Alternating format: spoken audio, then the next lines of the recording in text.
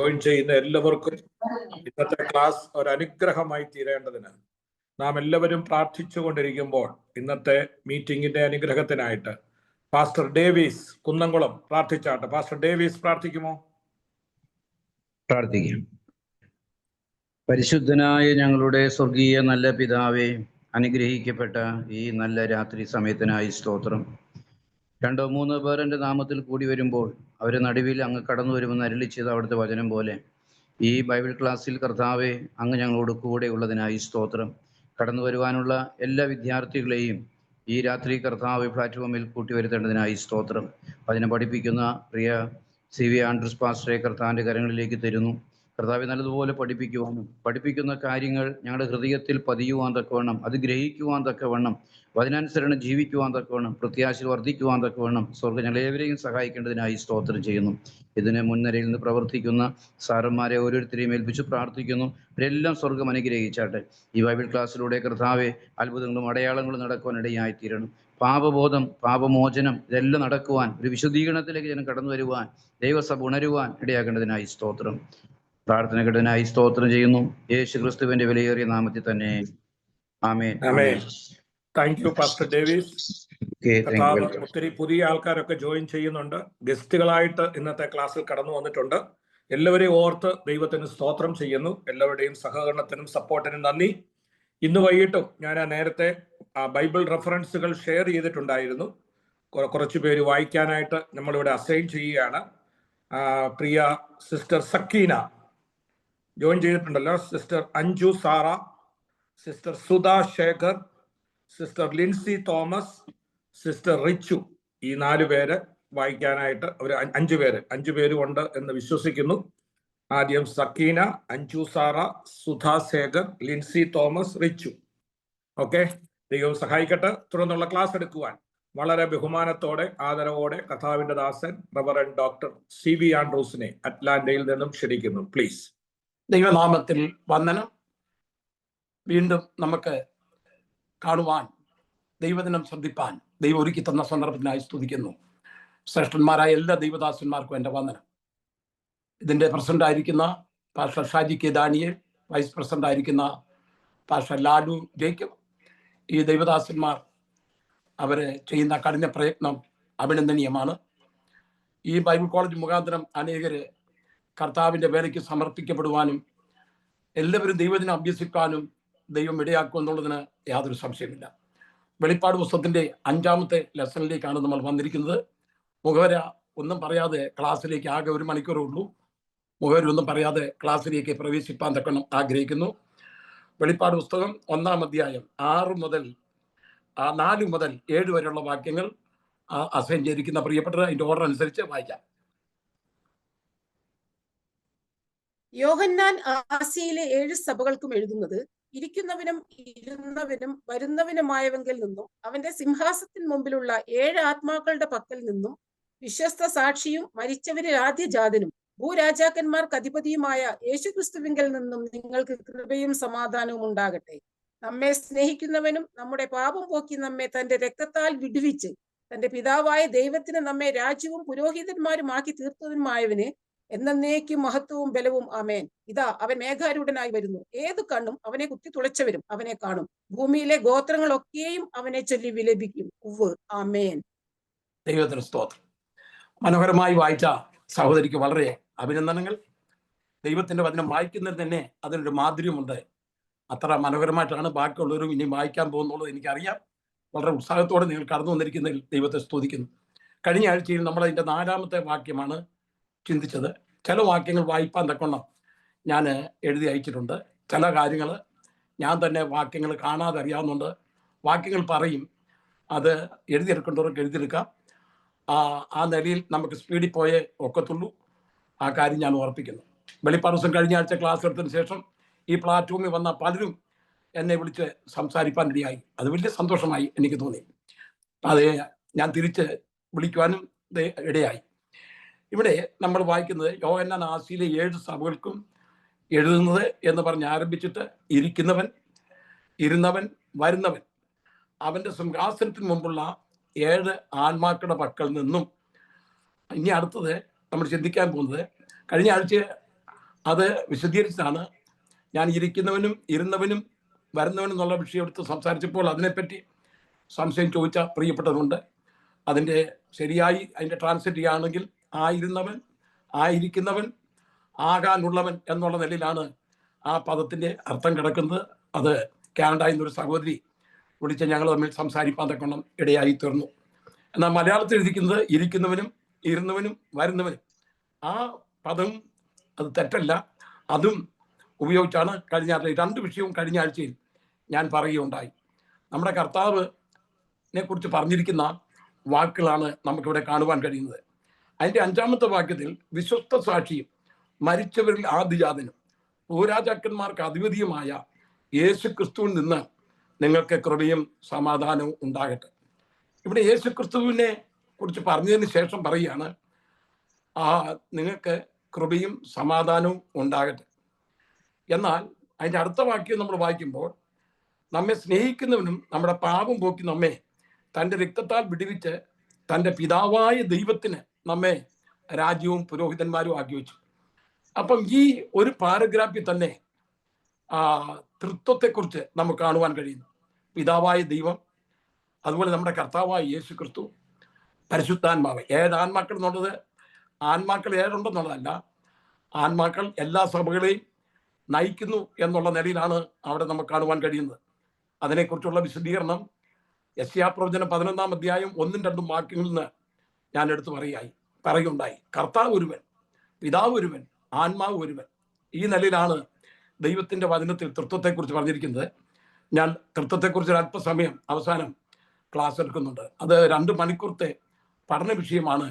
നമ്മൾ ബൈബിൾ പഠിക്കുമ്പോൾ സകല ഉപദേശങ്ങളും പഠിച്ചിട്ട് വേണം, ദൈവത്തിൻ്റെ വചനത്തിൽ പറഞ്ഞിരിക്കുന്ന സത്യ ഉപദേശങ്ങൾ പഠിച്ചിട്ട് വേണം മുൻപോട്ട് പോകുവാൻ. വെളിപ്പാട് പുസ്തകത്തിൻ്റെ ക്രമീകരണം 1-ാം അധ്യായത്തിൽ അതുപോലാണ് ദൈവത്തിൻ്റെ പരിശുദ്ധാത്മാവ് രേഖപ്പെടുത്തിയിരിക്കുന്നത്. ഇവിടെ നിങ്ങൾ നോക്കുക, പിതാവായ ദൈവം എന്നുണ്ട്, കർത്താവായ യേശു ക്രിസ്തുവിനെ കുറിച്ച് പറഞ്ഞിരിക്കുന്നു, പരിശുദ്ധാത്മാവിനെ കുറിച്ച് പറഞ്ഞിരിക്കുന്നു. ഇനി നമ്മൾ യേശു ക്രിസ്തുവിനെ കുറിച്ചാണ് വീണ്ടും ചിന്തിക്കാൻ പോകുന്നത്. ഇരിക്കുന്നവനും ഇരുന്നവനും വരുന്നവനും ആയെങ്കിൽ നിന്നും അവൻ്റെ സിംഹാസനത്തിന് മുൻപുള്ള 7 ആൺമാക്കളുടെ പക്കൽ നിന്നും, അത് നമ്മൾ കഴിഞ്ഞ ആഴ്ച പഠിച്ചു. അടുത്താണ് നമ്മൾ വായിക്കുന്നത് വിശ്വസ്ത സാക്ഷിയും മരിച്ചവരിൽ ആദിജാതനും ഭൂരാജാക്കന്മാർക്ക് അധിപതിയും. യേശു ക്രിസ്തുവിനെ കുറിച്ച് പറഞ്ഞിരിക്കുന്ന 3 പ്രയോഗങ്ങളാണ്. തൻ്റെ 3 ഔദ്യോഗിക സ്ഥാനങ്ങളും നമുക്കവിടെ കാണുവാൻ തക്കൊണ്ട് കഴിയുന്നുണ്ട്. അതായത് വിശ്വസ്ത സാക്ഷി എന്നുള്ള നിലയിൽ കർത്താവായ യേശു ക്രിസ്തു ഒരു പ്രവാചകനാണ്. പ്രവാചകന്മാരിൽ ഏറ്റവും വലിയ പ്രവാചകൻ എന്ന് പറയുന്നത് നമ്മുടെ യേശു ക്രിസ്തുവാണ്. മരിച്ചവരിൽ ആദിജാതൻ എന്നുള്ള നിലയിൽ നമ്മുടെ കർത്താവായ യേശു ക്രിസ്തു ശ്രേഷ്ഠ മഹാപുരോഹിതനാണ്. ആ മരിച്ചവരിൽ ആദിജാതൻ എന്നുള്ളത് എന്താണ് സൂചിപ്പിക്കുന്നുള്ളത് ഇപ്പോൾ ഞാൻ നിങ്ങളെ പറഞ്ഞു കേൾപ്പിക്കാം. ഇനിയും അടുത്തായിട്ട് ഭൂരാജാക്കന്മാർക്ക് അധിപതി എന്നുള്ളത് അവൻ രാജാവാണ്. നോക്കണേ, 3 ഔദ്യോഗിക സ്ഥാനങ്ങളും വെളിപ്പെടുത്തിക്കൊണ്ടാണ് കർത്താവായ യേശു ക്രിസ്തുവിൻ്റെ എന്ന് കൃപയും സമാധാനവും നിങ്ങൾക്ക് ഉണ്ടാകട്ടെ എന്ന് പറയുന്നത്. അവിടെ ആദ്യമേ ഇരിക്കുന്നവനും ഇരുന്നവനും വരുന്നവനും, അതിൻ്റെ അകത്തും പിതൃപുത്ര പരിശുദ്ധാത്മാവിൻ്റെ ബന്ധം നമുക്ക് കാണുവാൻ തക്കൊണ്ട് കഴിയുന്നുണ്ട്. ത്രിയേക ദൈവത്തിൽ നിന്നാണ് നമുക്ക് സമാധാനവും അതേ കൃപയും നമുക്ക് ലഭിച്ചുകൊണ്ടിരിക്കുന്നത്. നമുക്ക് ആദ്യത്തെ വിഷയം നമുക്ക് ചിന്തിക്കാം, വിശ്വസ്ത സാക്ഷി. അതെ, 2-ാമത്തെ വിഷയം മരിച്ചവരിൽ ആദിജാതൻ, 3-ാമത് ഭൂരാജാക്കന്മാർക്ക് അധിപതി. ഞാൻ പറഞ്ഞൊരു യേശു ക്രിസ്തുവിൻ്റെ 3 ഔദ്യോഗിക സ്ഥാനങ്ങളും ഇവിടെ വെളിപ്പെടുത്തിയിട്ടുണ്ട്. 4 അവകാശ പേരുകൾ കർത്താനുണ്ട്. അന്ന് നേരത്തെ പറഞ്ഞതാണ്, അബ്രഹാമിന്റെ പുത്രൻ, ദാവീദിന്റെ പുത്രൻ, മനുഷ്യപുത്രൻ, ദൈവപുത്രൻ. യേശുവിൻ്റെ, നിങ്ങൾ തെറ്റിപ്പോരുത്, നമ്മൾ എക്സാം ഇടുമ്പോൾ ഇതൊക്കെ വരുന്നതാണ്. അതുകൊണ്ട് വളരെ നിങ്ങളെല്ലാം വളരെ പഠിക്കാൻ മിടുക്കരാണെന്ന് എനിക്കറിയാം. അതുകൊണ്ട് നിങ്ങളെല്ലാവരും ശ്രദ്ധയോടെ ഇരിക്കുക. അബ്രഹാമിന്റെ പുത്രൻ എന്നുള്ള നിലയിൽ യേശു പലസ്തീനാർക്ക് അവകാശി, ദാവീദിന്റെ പുത്രൻ എന്നുള്ള നിലയിൽ ദാവീദിന്റെ സിംഹാസനത്തെ അവകാശി, മനുഷ്യപുത്രൻ എന്നുള്ള നിലയിൽ ആദാമ്യ ഗോളത്തിന്, ഈ ഭൂമിക്ക് അവകാശി, ദൈവത്തിന്റെ പുത്രൻ എന്നുള്ള നിലയിൽ സ്വർഗങ്ങൾക്ക് അവകാശി. 4 യേശു ക്രിസ്തുവിന്റെ അവകാശ പേരുകളാണ്. അബ്രഹാമിന്റെ പുത്രൻ ഫലസ്തീൻ നാടിന് അവകാശി. ദൈവം അബ്രഹാമിന് വാഗ്ദത്തം കൊടുത്തത് ഫലസ്തീൻ നാടാണ്. അപ്പൊ യേശു ഫലസ്തീൻ നാടിന് അവകാശിയാണ്. ദാവീദിന്റെ പുത്രൻ എന്നുള്ള നിലയിൽ അത് അബ്രഹാമിന്റെ പുത്രൻ എന്നുള്ള നിലയിൽ ആദാമ്യ ഗോളത്തിന് അവകാശി,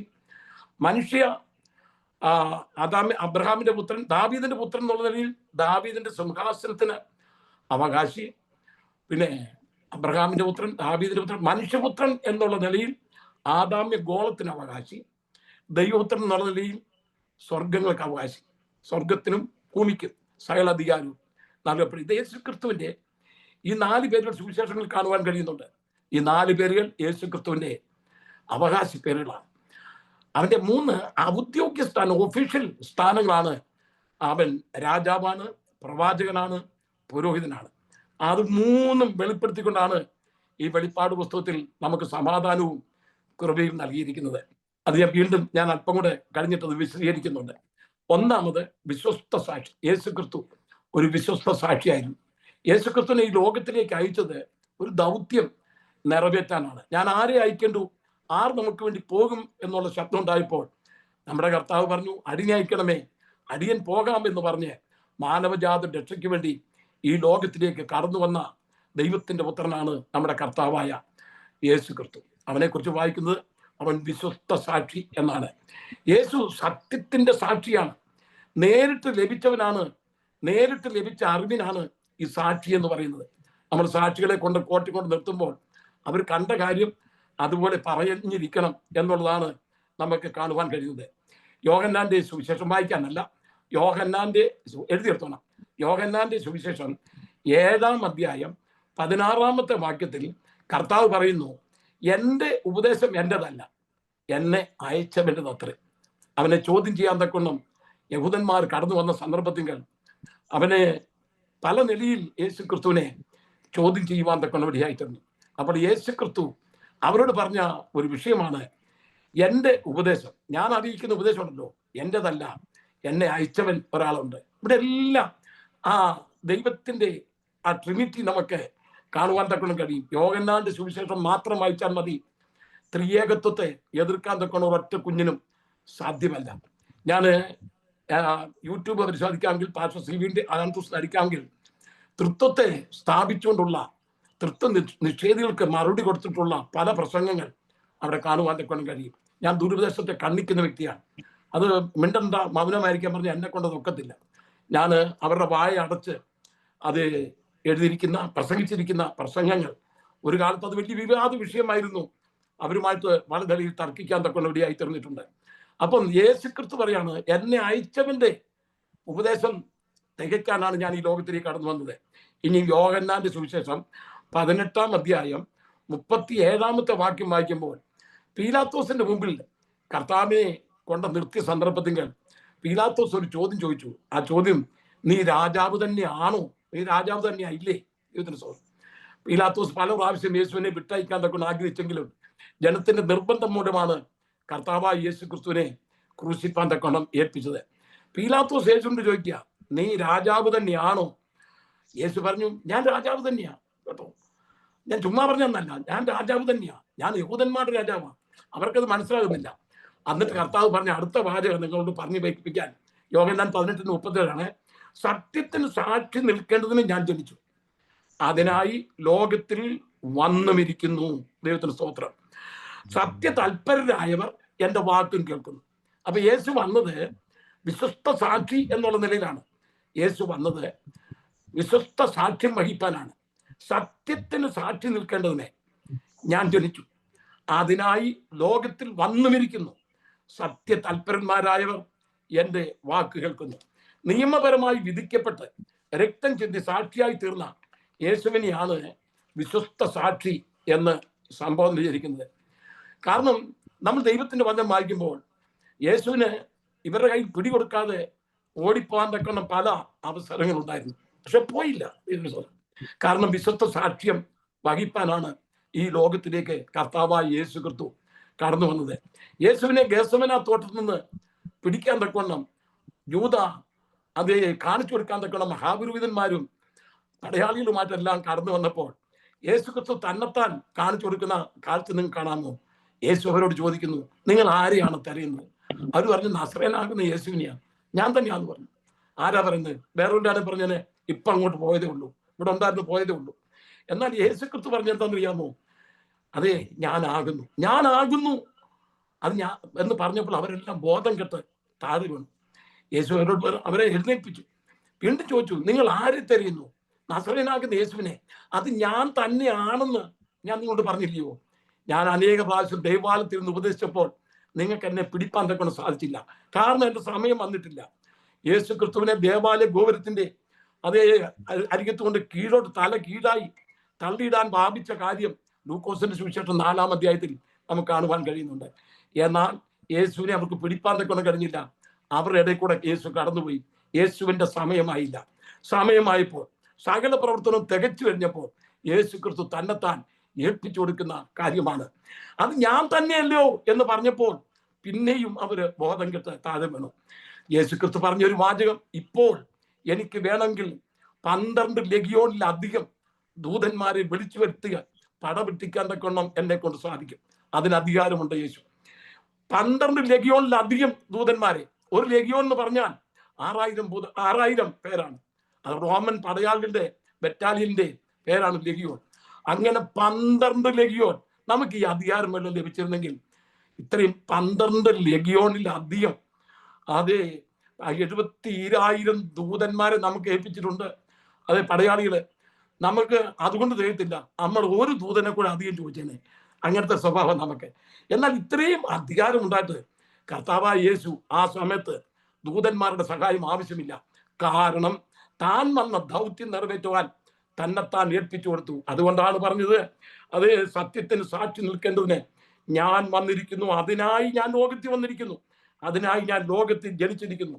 പിതാവ് പുത്രന്റെ മേൽ ചുമത്തിയ മഹാരക്ഷയുടെ മാർഗം അത് കാൽവറിയിൽ കർത്താവായ യേശു ക്രിസ്തു നിറവേറ്റി. യേശു വിശ്വസ്ത സാക്ഷിയാണ്. അവൻ വിശ്വസ്ത പ്രവാചകനാണ്. സകല പ്രവാചകന്മാരുടെയും പൂർത്തീകരണമാണ് യേശു ക്രിസ്തു. അവൻ വാഗ്ദത്തങ്ങൾ വിശ്വസ്തനാണ്. എന്തിനൊക്കെയാണ് യേശു വിശ്വസ്ത സാക്ഷിയായി നിന്നുള്ളത് തിരുവചനം സാക്ഷിക്കുന്നുണ്ട്. വാക്യം വായിക്കാം. അത് ഞാൻ പേര് പറയുന്നില്ല, നിങ്ങൾ മുറക്കെടുത്ത് വായിച്ചോണം. 1 യോഹന്നാൻ 1-ാം അധ്യായം 9-ാമത്തെ വാക്യം വായിക്കാം. വായിച്ചോ. പാവങ്ങളെ ഏറ്റുപറയുന്നുവെങ്കിൽ അവൻ നമ്മോട് പാവങ്ങളെ ക്ഷമിച്ച് സകല അനീതിയും പോക്കി നമ്മെ ശുദ്ധീകരിപ്പാൻ തക്കവണ്ണം വിശ്വസ്തനും നീതിമാനുമാകുന്നു. നോക്കണമേ, നമ്മുടെ പാപം പോക്കാൻ തക്കണം അവൻ വിശ്വസ്തനാണ്. അവിടെ പറഞ്ഞിരിക്കുന്നത് നമ്മുടെ പാപങ്ങളെ ഏറ്റു പറയുന്നെങ്കിൽ അവൻ നമ്മോട് പാപങ്ങളെ ക്ഷമിച്ച് സകല അനീതിയും പോക്കി നമ്മെ ശുദ്ധീകരിപ്പാൻ തക്കണം വിശ്വസ്തനാകുന്നു. ഒരുത്തൻ പാപമില്ല എന്ന് പറയുന്നെങ്കിൽ തന്നെത്താൻ വഞ്ചിക്കുന്നതാണ് യോഹന്നാൻ പറയുന്നത്. ഇത് നിങ്ങൾ മനസ്സിലാക്കണം. ലോക മനുഷ്യരെ കുറിച്ച് എഴുതിക്കുന്നല്ല, അതേ ദൈവ മക്കൾക്ക് എഴുതുന്ന ഒരു ലേഖനമാണ്. യോഹന്നാൻ വാർദ്ധക്യത്തിൽ അതേ വൃദ്ധനായിരിക്കുന്ന ഒരു സന്ദർഭമാണ്. തന്നെ പത്മോസ് ദ്വീപിൽ നിന്ന് അതേ അടുത്ത ചക്രവർത്തി വന്നപ്പോൾ തന്നെ തിരിച്ചു കൊണ്ടുവന്ന സന്ദർഭത്തിൽ അതേ താന് എഫെസോസിലെ സഭയിൽ ഒരു വയസ്സനായി വൃദ്ധനായി പല്ലെല്ലാം പൊഴിഞ്ഞ് ആരാധനയ്ക്ക് വേണ്ടി പോകുന്ന പ്രസംഗിക്കാനൊന്നും നിവൃത്തിയില്ല. അവർക്കുള്ള വിശ്വാസികൾക്ക് ദൈവമക്കൾക്ക് എഴുതുന്ന ലേഖനമാണത്. അത് നിങ്ങൾ തമ്മിൽ സ്നേഹിക്കണം. ഞാൻ വിവരിക്കുന്നില്ല. ഒരുത്തൻ പാപമില്ല എന്ന് പറയുന്നെങ്കിൽ തന്നെത്താൻ വഞ്ചിക്കുന്നു. വിശ്വാസികളായവരും അയ്യോ എനിക്ക് ഒരു കുഴപ്പമില്ല, തെറ്റുമില്ല, അത് പറയുന്നത് തന്നെ അവന്റെ ജീവിതത്തിൽ പാപമാണ്. ഏതെല്ലാം കണ്ണിൽ കൂടെ, അതേ വായിൽ കൂടെ, ഏതെല്ലാം ചിന്തയിൽ കൂടെ നമ്മുടെ ജീവിതത്തിൽ തെറ്റുകൾ വരുന്നുണ്ട്. ഒരുത്തൻ പാപമില്ല എന്ന് പറയുന്നെങ്കിൽ തന്നെത്താൻ വഞ്ചിക്കുന്നു. എന്നാൽ കർത്താവ് പറഞ്ഞൊരു വാചകമുണ്ടല്ലോ, പ്രിയമുള്ളവരെ, നാം നമ്മുടെ പാപങ്ങളെ ഏറ്റുപറയുന്നെങ്കിൽ അവൻ നമ്മോട് പാപങ്ങളെ ക്ഷമിച്ച് സകല അനീതിയും പോക്കി നമ്മെ ശുദ്ധീകരിപ്പാൻ തക്കണം വിശ്വസ്തനും നീതിമാനുമാകുന്നു. അപ്പൊ ഒന്നാമത്തെ അവന്റെ വിശ്വസ്ത എന്ന് പറയുന്നത് നമ്മുടെ പാപത്തെ ക്ഷമിച്ച് അത് പോക്കി നമ്മളെ ശുദ്ധീകരിക്കുവാൻ തക്കണം അവൻ വിശ്വസ്തനാണ്. പാപം പോക്കാൻ വിശ്വസ്തൻ. രണ്ടാമത് 1 പത്രോസ് 4-ാം അധ്യായം 19-ാമത്തെ വാക്യം വായിച്ച്. അതുകൊണ്ട് ദൈവേഷ്ട പ്രകാരം കഷ്ടം സഹിക്കുന്നവർ നന്മ ചെയ്തുകൊണ്ട് തങ്ങളുടെ പ്രാണനെ വിശ്വസ്തനായ സൃഷ്ടാവിങ്കൽ ഫലമേൽപ്പിക്കട്ടെ. കഷ്ടതയിൽ സഹായിപ്പാൻ തക്കവണ്ണം നമ്മുടെ കർത്താവ് വിശ്വസ്തനാണ്. വിശ്വസ്തനായ കർത്താവിന്റെ കരങ്ങളിൽ ഫലമേൽപ്പിക്കട്ടെ. നമുക്ക് കഷ്ടത വരും, ആ കഷ്ടതയിൽ സഹായിപ്പാൻ തക്കവണ്ണം വിശ്വസ്തനാണ്. എന്തെല്ലാം കഷ്ടത അത് പൗലോസ് അനുഭവിച്ചു. കഷ്ടതയോ പട്ടിണിയോ നഗ്നതയോ ആപത്തോ വാളോ എന്തു വന്നാലും ക്രിസ്തുവിന്റെ സ്നേഹത്തിൽ നിന്നെ വേർതിരിപ്പാൻ കഴിയത്തില്ലെന്ന് ഞാൻ ഉറച്ചിരിക്കുന്നു. കഷ്ടതയിൽ നമ്മെ സഹായിക്കുന്ന കർത്താവാണ് നമ്മുടെ കർത്താവ്. ഇയ്യോബിനെ കുറിച്ച് നമ്മൾ വായിക്കുമ്പോൾ അവന്റെ കഷ്ടത, അവന്റെ സഹിഷ്ണുത നിങ്ങൾ അറിയുന്നില്ലയോ? കഷ്ടതയിലാണ് ഒരുവന്റെ ജീവിതം തിരിച്ചറിയുന്നത്. നമ്മൾ ഇങ്ങനെ വായിക്കുന്നു, പരീക്ഷ സഹിക്കുന്ന മനുഷ്യൻ ഭാഗ്യവാൻ, അവൻ കൊള്ളാവുന്നതിനായി തെളിഞ്ഞ ശേഷം കർത്താവ് തന്നെ സ്നേഹിക്കുന്നവർക്ക് വേണ്ടി ഒരുക്കിയിരിക്കുന്ന ജീവകിരീടം പ്രാപിക്കും. ഒരുവന് പ്ലാറ്റ്ഫോമിൽ ഇരുന്ന് കൈയടിച്ച് പാടുമ്പോൾ ഇവനൊരു ഭക്തനാന്ന് പറയാൻ തൊക്കെ നോക്കത്തില്ല. ഇതിന് സ്തോത്രം. സഹോദരിമാർ തലയിലൊക്കെ തുണിയിട്ടുണ്ട് അന്യഭാഷ പറയുമ്പോൾ ഇവിടെ ഭക്തിയുള്ള ഒരു സ്ത്രീ അത് വിധിക്കാൻ നോക്കത്തില്ല. ഒരു ഭക്തനെ തിരിച്ചറിയുന്ന എപ്പോഴാണെന്നറിയാമോ? പരീക്ഷയിൽ കൂടി കടത്തി വിടുമ്പോഴാണ്, കഷ്ടതയിൽ കൂടി കടത്തി വിടുമ്പോഴാണ് ആരാണ് ഭക്തൻ തിരിച്ചറിയുന്നത്. അബ്രഹാമിനെ നോക്കാൻ, നിന്റെ മകനെ കൊണ്ട് മോറിയാമളി ഞാൻ കാണിക്കുന്ന സ്ഥലത്ത് കൊണ്ട് യാഗം കഴിക്കാൻ പറഞ്ഞു. അബ്രഹാം വാർദ്ധക്യത്തിൽ ലഭിച്ച ഒരു സന്താനമാണ്. അവൻ അതിരാവിലെ എഴുന്നേറ്റു. അവൻ 3 കൂട്ടം കാര്യം ക്രമീകരിച്ചു. മനസ്സ് കിടന്ന് തകരുന്നുണ്ട്. അവൻ ചെയ്ത കാര്യം അതിരാവിലെ അവൻ എഴുന്നേറ്റു എന്ന് നമ്മൾ വായിക്കുന്നു. ദൈവം തന്നോട് പറഞ്ഞ കൽപ്പന അനുസരിപ്പാൻ തക്കണം അവൻ അതിരാവിലെ എഴുന്നേറ്റു. അടുത്തായിട്ട് വായിക്കുന്നത് അവൻ കഴുതയ്ക്ക് കോപ്പിട്ടു. ഒരു പ്രിപ്പറേഷൻ. അബ്രഹാം യാഗം കഴിക്കാൻ പോകുമ്പോൾ ഈ പരീക്ഷയുടെ നടുവിൽ അവൻ ആരാണെന്ന് തെളിയിക്കാൻ, അവന്റെ വിശ്വാസം എന്താണെന്ന് തെളിയിക്കാൻ തക്കണം പോവുകയാണ്. ആദ്യമായി അവനൊരു പ്രിപ്പറേഷൻ ഉണ്ടായിരുന്നു. അവൻ അതിരാവിലെ എഴുന്നേറ്റ് ഒരുങ്ങി. പിന്നെ അടുത്തത്, എനിക്ക് എല്ലാം അതിരിപ്പാൻ നിൽക്കുന്ന സമയമില്ല. അവൻ അതേ ദൂരെ നിന്ന് ആ മല കണ്ടു എന്ന് നമ്മൾ വായിക്കുന്നു. അപ്പോൾ അബ്രഹാമിന്റെ കൂടെ ഉണ്ടായിരുന്ന ബാല്യക്കാരുണ്ട്. ബാല്യക്കാരോട് പറഞ്ഞു, നിങ്ങളുടെ ഇരിപ്പിയിൽ ഞാനും ബാലനും അവിടെ ചെന്ന് ആരാധന കഴിഞ്ഞ് ഞങ്ങൾ മടങ്ങി വരാം. ഒരു സെപ്പറേഷൻ. തനിക്കൊരു പ്രിപ്പറേഷൻ ഉണ്ടായിരുന്നു, ഒരു സെപ്പറേഷൻ ഉണ്ടായിരുന്നു. ദൈവത്തെ ആരാധിക്കാൻ പോകുമ്പോൾ നമ്മുടെ പരിശോധന നടുവിൽ ദൈവ പൈതലേ നമുക്കൊരു ഒരുക്കം ഉണ്ടായിരിക്കണം, നമുക്കൊരു വേർപാടുണ്ടായിരിക്കണം. 3ാമത് മകൻ അപ്പനോട് ചോദ്യം വെച്ചു, അപ്പ വിറകുണ്ട്, കത്തിയുണ്ട്, പക്ഷെ യാഗത്തുള്ള മൃഗം എവിടെ? അബ്രഹാം കൊടുത്ത മറുപടി എന്താണെന്ന് അറിയാമോ? മകനെ ദൈവം കരുതിക്കൊള്ളു. ദൈവം ഈ പ്രയാസങ്ങളുടെ നടുവിൽ, ഈ കഷ്ട നടുവിൽ അബ്രഹാം കണ്ടത് മാനുഷിക കരമല്ല, ദൈവത്തിന്റെ കരമാണ്. ഈ പ്ലാറ്റ്ഫോമിൽ പരിശോധനയിൽ കൂടി കടന്നു പോകുന്ന പ്രിയപ്പെട്ടവരുണ്ട്, പ്രശ്നങ്ങളിൽ കൂടി കടന്നു പോകുന്ന പ്രിയപ്പെട്ടവരുണ്ട്, അടുത്ത നിമിഷം എങ്ങനെ ജീവിക്കണം എന്ന് വിചാരിച്ച് ഭാരപ്പെടുന്ന പ്രിയപ്പെട്ടവരുണ്ട്. എന്നാൽ ദൈവത്തിന്റെ പൈതലേ, നിന്റെ പ്രശ്നങ്ങളുടെ നടുവിൽ, നിന്റെ പ്രയാസങ്ങളുടെ നടുവിൽ നീ കാണേണ്ട കരം ദൈവത്തിന്റെ കരമാണ്. അത് അബ്രഹാം പറയാണ്, തന്റെ ഉള്ളം കടന്ന് അത് മനോഭാരം കൊണ്ട് നൊമ്പരപ്പെടുന്നുണ്ടെങ്കിലും അബ്രഹാം പറയാണ്, മകനെ ദൈവം കരുതിക്കൊള്ളും. ഇനി അടുത്ത ഭാര്യ ഇരിക്കുന്നത്, അവർ ഇരുവരും ഒരുമിച്ച് നടന്നു. Corporation, preparation, separation, corporation. നമ്മൾ ദൈവത്തെ ആരാധിക്കാൻ പോകുമ്പോൾ ഈ 3 കാര്യം നമുക്കുണ്ടായിരിക്കണം. ഒരു പ്രിപ്പറേഷൻ ഉണ്ടായിരിക്കണം, ഒരു സെപ്പറേഷൻ ഉണ്ടായിരിക്കണം, ഒരു കോപ്പറേഷൻ ഉണ്ടായിരിക്കണം. അവൻ മലയിൽ ചെന്നു. നിങ്ങൾക്ക് എല്ലാവർക്കും അറിയാം, മലയിൽ ചെന്നു, പൈതലിനെ പിടിച്ച് യാഗമെടുത്തിന് കിടത്തി, കത്തിയെടുത്തു. അവന്റെ വിശ്വാസം നോക്കണമേ. കത്തിയെടുത്തു വെട്ടുവാൻ തക്കണം ഓങ്ങിയപ്പോൾ സ്വർഗം ഞെട്ടിപ്പോയി. സ്വർഗം പറഞ്ഞ വാചകം എന്തറിയാം? അബ്രഹാമേ. 1 പ്രാവശ്യമല്ല വിളിച്ചത്, 2 പ്രാവശ്യം. ബൈബിളിൽ ഒരു പേര് തന്നെ 2 പ്രാവശ്യം വിളിച്ചാൽ അത് അത്യാവശ്യക്കാരത്തിനോട് വിളിക്കുകയാണ്. അബ്രഹാമേ എന്നല്ല വിളിച്ചാൽ അബ്രഹാമേ. അങ്ങനെ എത്ര പ്രാവശ്യം വിളിച്ചിട്ടുണ്ട്? ശൗലേ നീ എന്നെ ഉപദ്രവിക്കുന്നുണ്ട്. യാക്കോബേ നീ മിസ്രയീമിൽ പോകാൻ മടിക്കണ്ട. അതുപോലെ തന്നെ ശൗമേലേ. ഈ വിളിയൊക്കെ നമ്മൾ ദൈവത്തിന്റെ വചനത്തിൽ മോശേ നീ നിൽക്കുന്ന സ്ഥലം വിശുദ്ധ ഭൂമിയാകിയാൽ ഇങ്ങോട്ട് അടുക്കരുത്. ഒരു പേര് തന്നെ 2 പ്രാവശ്യം വിളിക്കുന്നത് അത്യാവശ്യമായ കാര്യം അവന് കൊടുക്കാൻ വേണ്ടിയാണ്. അബ്രഹാമേ. സ്വർഗം ഞെട്ടിപ്പോയി. ബാലിന്റെ മേൽ കൈവയ്ക്കരുത്. അടുത്ത വാചകം, നിന്റെ ഏകജാതനായ മകനെ നീ തരുവാൻ മടിക്കായി കൊണ്ട് നിന്റെ വിശ്വാസം ശരിയാണെന്ന് ഇപ്പോൾ ഞാൻ നിന്നെ അറിയുന്നു. അത് പറയാനാ വന്നത്. ഞാൻ പറഞ്ഞില്ലേ, നമ്മളിങ്ങനെ പ്രാർത്ഥിക്കുമ്പോൾ ഒരു ഭക്തനെ തിരിച്ചറിയാൻ തക്കണം ഒക്കത്തില്ല. പരീക്ഷ പ്രശ്നങ്ങൾ വരുമ്പോൾ ആണ് ഒരു ഭക്തനെ തിരിച്ചറിയുന്നത്. പരീക്ഷ സഹിക്കുന്ന മനുഷ്യൻ ഭാഗ്യവാൻ. ഇവിടെ വായിക്കുകയാണ്, നിന്റെ കഷ്ടത വരുമ്പോൾ, നിന്റെ പ്രയാസം വരുമ്പോൾ വിശ്വസ്തനായ ദൈവത്തിന്റെ കരങ്ങളിൽ, സൃഷ്ടാവിന്റെ കരങ്ങളിൽ ഫലമേൽപ്പിക്കട്ടെ. അബ്രഹാം പറയാണ്, ഞാൻ ഇപ്പോൾ നിന്നെ അറിയുന്നു. ഇതിനു മുമ്പ് അബ്രഹാമിനെ അറിഞ്ഞിട്ടില്ലേ? പല പ്രാവശ്യം പേര് വിളിച്ചിട്ടില്ലേ? അബ്രഹാമേ നീ നിന്റെ ദേശത്തെ വിട്ടുപോകാൻ പറഞ്ഞിട്ടില്ലേ? അതുപോലെ തന്നെ ആ 15-ാം അധ്യായത്തിൽ അബ്രഹാമേ ഞാൻ നിന്റെ അതിമഹത്തായ പ്രതിഫലമാണെന്ന് പറഞ്ഞിട്ടില്ലേ? എന്നാൽ അവിടെ ഒന്നും അബ്രഹാമിനെ കുറിച്ച് അറിയേണ്ട നിലയിൽ ദൈവം അറിയുന്നത് ഇപ്പോഴാണ്. നിന്റെ ഏകജാതനായ മകനെ നീ തരുവാൻ മടിക്കായതുകൊണ്ട് നിന്റെ വിശ്വാസം, നിന്റെ ഇറക്കം, നിന്റെ ഭക്തി ശരിയാണെന്ന് ഇപ്പോൾ ഞാൻ നിന്നെ അറിയുന്നു. അതുകൊണ്ട് ഞാൻ നിന്നെ അനുഗ്രഹിക്കും. ഇവിടെ വായിക്കുന്നു, കഷ്ടതയിൽ സഹായിപ്പാൻ നമ്മുടെ ദൈവം വിശ്വസ്തനാണ്. 1 Corinthians 10:13 വായിച്ചേ. എളുപ്പം. മനുഷ്യർക്ക് നടപ്പല്ലാത്ത പരീക്ഷ നിങ്ങൾക്ക് നേരിട്ടിട്ടില്ല. ദൈവം വിശ്വസ്തൻ. നിങ്ങൾക്ക് കഴിയുന്നതിന് മീതെ പരീക്ഷ നേരിടുവാൻ സമ്മതിക്കാതെ നിങ്ങൾക്ക് സഹിപ്പാൻ കഴിയേണ്ടതിന് പരീക്ഷയോട് കൂടെ അവൻ പോക്കുവഴിയും ഉണ്ടാകും. പരീക്ഷയോടുകൂടി അവൻ പോക്കുവഴി ഉണ്ടാക്കും. ദൈവം വിശ്വസ്തൻ. നിങ്ങൾക്ക് സഹിപ്പാൻ കഴിയുന്നതിന് മീതെ അവൻ പരീക്ഷിക്കുന്ന ദൈവമല്ല. അങ്ങനെയാണെങ്കിൽ ഇന്ന് നീ അനുഭവിക്കുന്ന പ്രശ്നമുണ്ടല്ലോ, അത് നിനക്ക് സഹിക്കാവുന്ന പ്രശ്നങ്ങളാണ് വരുന്നത്. ചിലർ പറയും സഹിക്കാൻ വയ്യ എന്ന് പറയാറുണ്ട്. അയ്യോ, ഞാനിതെങ്ങനെ സഹിക്കും? ദൈവത്തിന്റെ പൈതലേ, നിനക്ക് തരുന്ന പ്രശ്നങ്ങളുണ്ടല്ലോ, നിനക്ക് സഹിക്കാൻ, അതേ നിന്നെ കൊണ്ട് ഉൾക്കൊള്ളാൻ കഴിയുന്ന പ്രശ്നങ്ങളാണ് നിനക്ക് ദൈവം തരുന്നത്. ദൈവം വിശ്വസ്തന. പരീക്ഷയോട് കൂടെ അവൻ നീക്കിപോക്കുണ്ടാകും. ഇയ്യോബിന്റെ ജീവിതത്തിൽ 2 കാറ്റാണ് അടിച്ചത്. ഒന്ന്, ആദ്യം അടിച്ചത് കൊടുങ്കാറ്റ്, രണ്ടാമത് അടിച്ച ചുഴലിക്കാറ്റ്. കൊടുങ്കാറ്റടിച്ചപ്പോൾ എല്ലാം തകർന്നു പോയി, ചുഴലിക്കാറ്റടിച്ചപ്പോൾ എല്ലാം തിരിച്ചു കിട്ടി. 38-ാം അധ്യായം നമ്മൾ വായിക്കുമ്പോൾ അതേ അനന്തരം ദൈവം ചുഴലിക്കാറ്റിൽ ഇയ്യോബിന് പ്രത്യക്ഷപ്പെട്ടു. ഒരു 100 ചോദ്യങ്ങളാണ് അങ്ങോട്ട് ചോദിച്ചത്. ഈ ചോദ്യത്തിനൊന്നും അവന് ഉത്തരം പറയാൻ തക്കൊണ്ട് കഴിഞ്ഞില്ല. അപ്പോൾ ഇയ്യോബ് പറയാണ്, ഞാൻ നിന്നെ കുറിച്ച് ഒരു കേൾവിയേ കേട്ടിരുന്നുള്ളൂ, ഇപ്പോഴോ എന്റെ കണ്ണാൽ നിന്നെ കാണുന്നു. ആകയാൽ ഞാൻ എന്നെ തന്നെ വെറുത്ത് പൊടിയിലും ചാരത്തിലും കിടന്ന് അനുദപിക്കുന്നു. ദൈവത്തിന് സ്തോത്രം. ഇന്ന് രാത്രികാലം ദൈവത്തിന്റെ പൈതലെ, സഹിപ്പാൻ കഴിയുന്നതിന് മീതെ നമ്മളെ പരീക്ഷിക്കുന്ന ദൈവമല്ല. അഥവാ പരീക്ഷ തന്നാൽ അതിനോടുകൂടെ നീക്കിപോക്കും നൽകുവാൻ തക്കോണം ദൈവം വിശ്വസ്തനാണ്.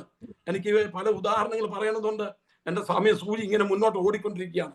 അപ്പോൾ പരീക്ഷയ്ക്ക് പോക്കുവഴിയുണ്ടാക്കാൻ അവൻ വിശ്വസ്തനാണ്. എബ്രായർ 10:23.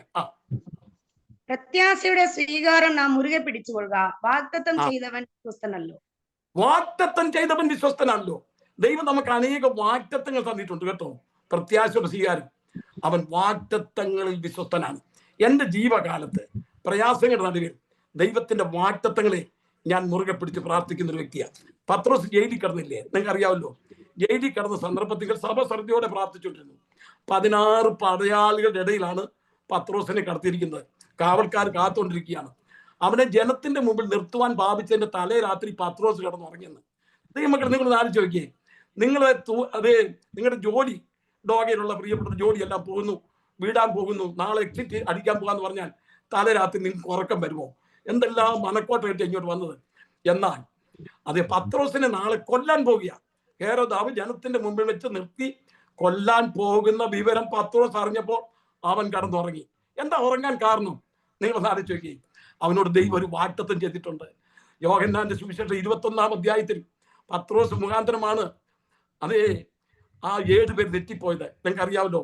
ശിമോനെ, ശിമോനെ, സാത്താൻ നിന്നെ പതിർ പോലെ പാറ്റേണ്ടതിന് പലവട്ടം എന്നോട് അനുവാദം ചോദിച്ചു, എങ്കിലും നിന്റെ വിശ്വാസം പോയി പോകാതിരിക്കാൻ ഞാൻ നിനക്ക് വേണ്ടി അപേക്ഷിച്ചു. അവൻ മുഖാന്തരം നോക്കണമേ, യേശു മരിച്ചുപോയെന്ന് കണ്ടു കഴിഞ്ഞപ്പോൾ അവൻ പറഞ്ഞു, ഞാൻ മീൻ പിടിക്കാൻ പോകാൻ. അവരും പറഞ്ഞു, ഞങ്ങളും വരിക എന്ന് പറഞ്ഞു. അവർ മീൻ പിടിക്കാൻ പോയപ്പോൾ ഒന്നും കിട്ടിയില്ല. പുലർച്ചെയായപ്പോൾ യേശു ക്രിസ്തു തിബിരിയോസ് കടലിന്റെ അങ്ങേക്കരെ വന്ന് ചോദിക്കുക, കുഞ്ഞുങ്ങളെ, ഞാനോ ലാലിനെ വല്ലതും വിടുകയാണെങ്കിൽ അവിടെ തിബിരിയോസ് കടലിന്റെ അവിടെ നിന്നോണ്ട് വിളിച്ചേനെ, പിന്മാറ്റക്കാരെ എന്ന് വിളിച്ചേനെ. എന്നാൽ യേശുവിന്റെ സ്നേഹം കണ്ടോ? എന്താ വിളിച്ചെന്നറിയാമോ? കുഞ്ഞുങ്ങളെ. കൂട്ടാൻ വലുതുണ്ടോ? അതെ, പെരുത്ത മീൻകൂട്ടം അവിടെ കയറിയതൊക്കെ നിങ്ങൾക്ക് അറിയാം. അതിനുശേഷം യേശു വിളിച്ചെന്താ അറിയാം? കുഞ്ഞുങ്ങളെ, വന്ന് പ്രാതൽ കഴിച്ചുകൊണ്ട് വീ. ഇപ്പം വിശന്നിരിക്കുക. ഇപ്പൊ സുവിശേഷം പറഞ്ഞാലോ, ബൈബിൾ ക്ലാസ് എടുത്താൽ ഇവർ കേസത്തില്ല. ഇവർക്ക് ഇപ്പം വിശക്കുന്നതിന് ആഹാരം കൊടുക്കേണ്ടത്. അതുകൊണ്ട് കുഞ്ഞുങ്ങളെ, വന്ന് പ്രാതൽ കഴിച്ചുകൊണ്ട് വീ. പ്രാതൽ കഴിച്ചങ്ങോട്ട് ഏമ്പൊക്കം വിട്ട് ഇങ്ങനെ സന്തോഷിച്ചിരിക്കുന്ന സമയത്ത് യേശു എഴുന്നേറ്റ് ചോദിച്ചു, യോഹന്നാന്റെ മകനായ ശീമോനെ, നീ ഇവരിൽ അധികമായി എന്നെ സ്നേഹിക്കുന്നു? അവൻ പറഞ്ഞു, എനിക്ക് പ്രിയമുണ്ടെന്ന് പറഞ്ഞു. സ്നേഹിക്കുന്നെന്ന് ചോദിച്ചത്. പക്ഷെ അവൻ പറയാം പ്രിയമുണ്ടെന്ന്.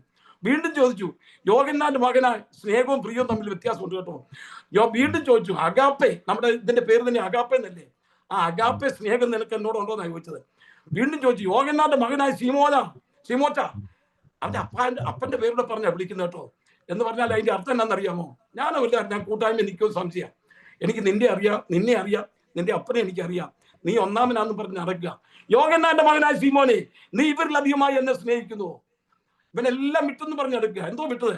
ഒരു വല വിട്ട കാര്യം പറഞ്ഞാൽ ഇവൻ ഞെളിഞ്ഞു നടക്കുന്നത്. നീ ഇവരിലധികമായി എന്നെ സ്നേഹിക്കുന്നു. അവൻ വീണ്ടും പറയാ പ്രിയമുണ്ടെന്ന്.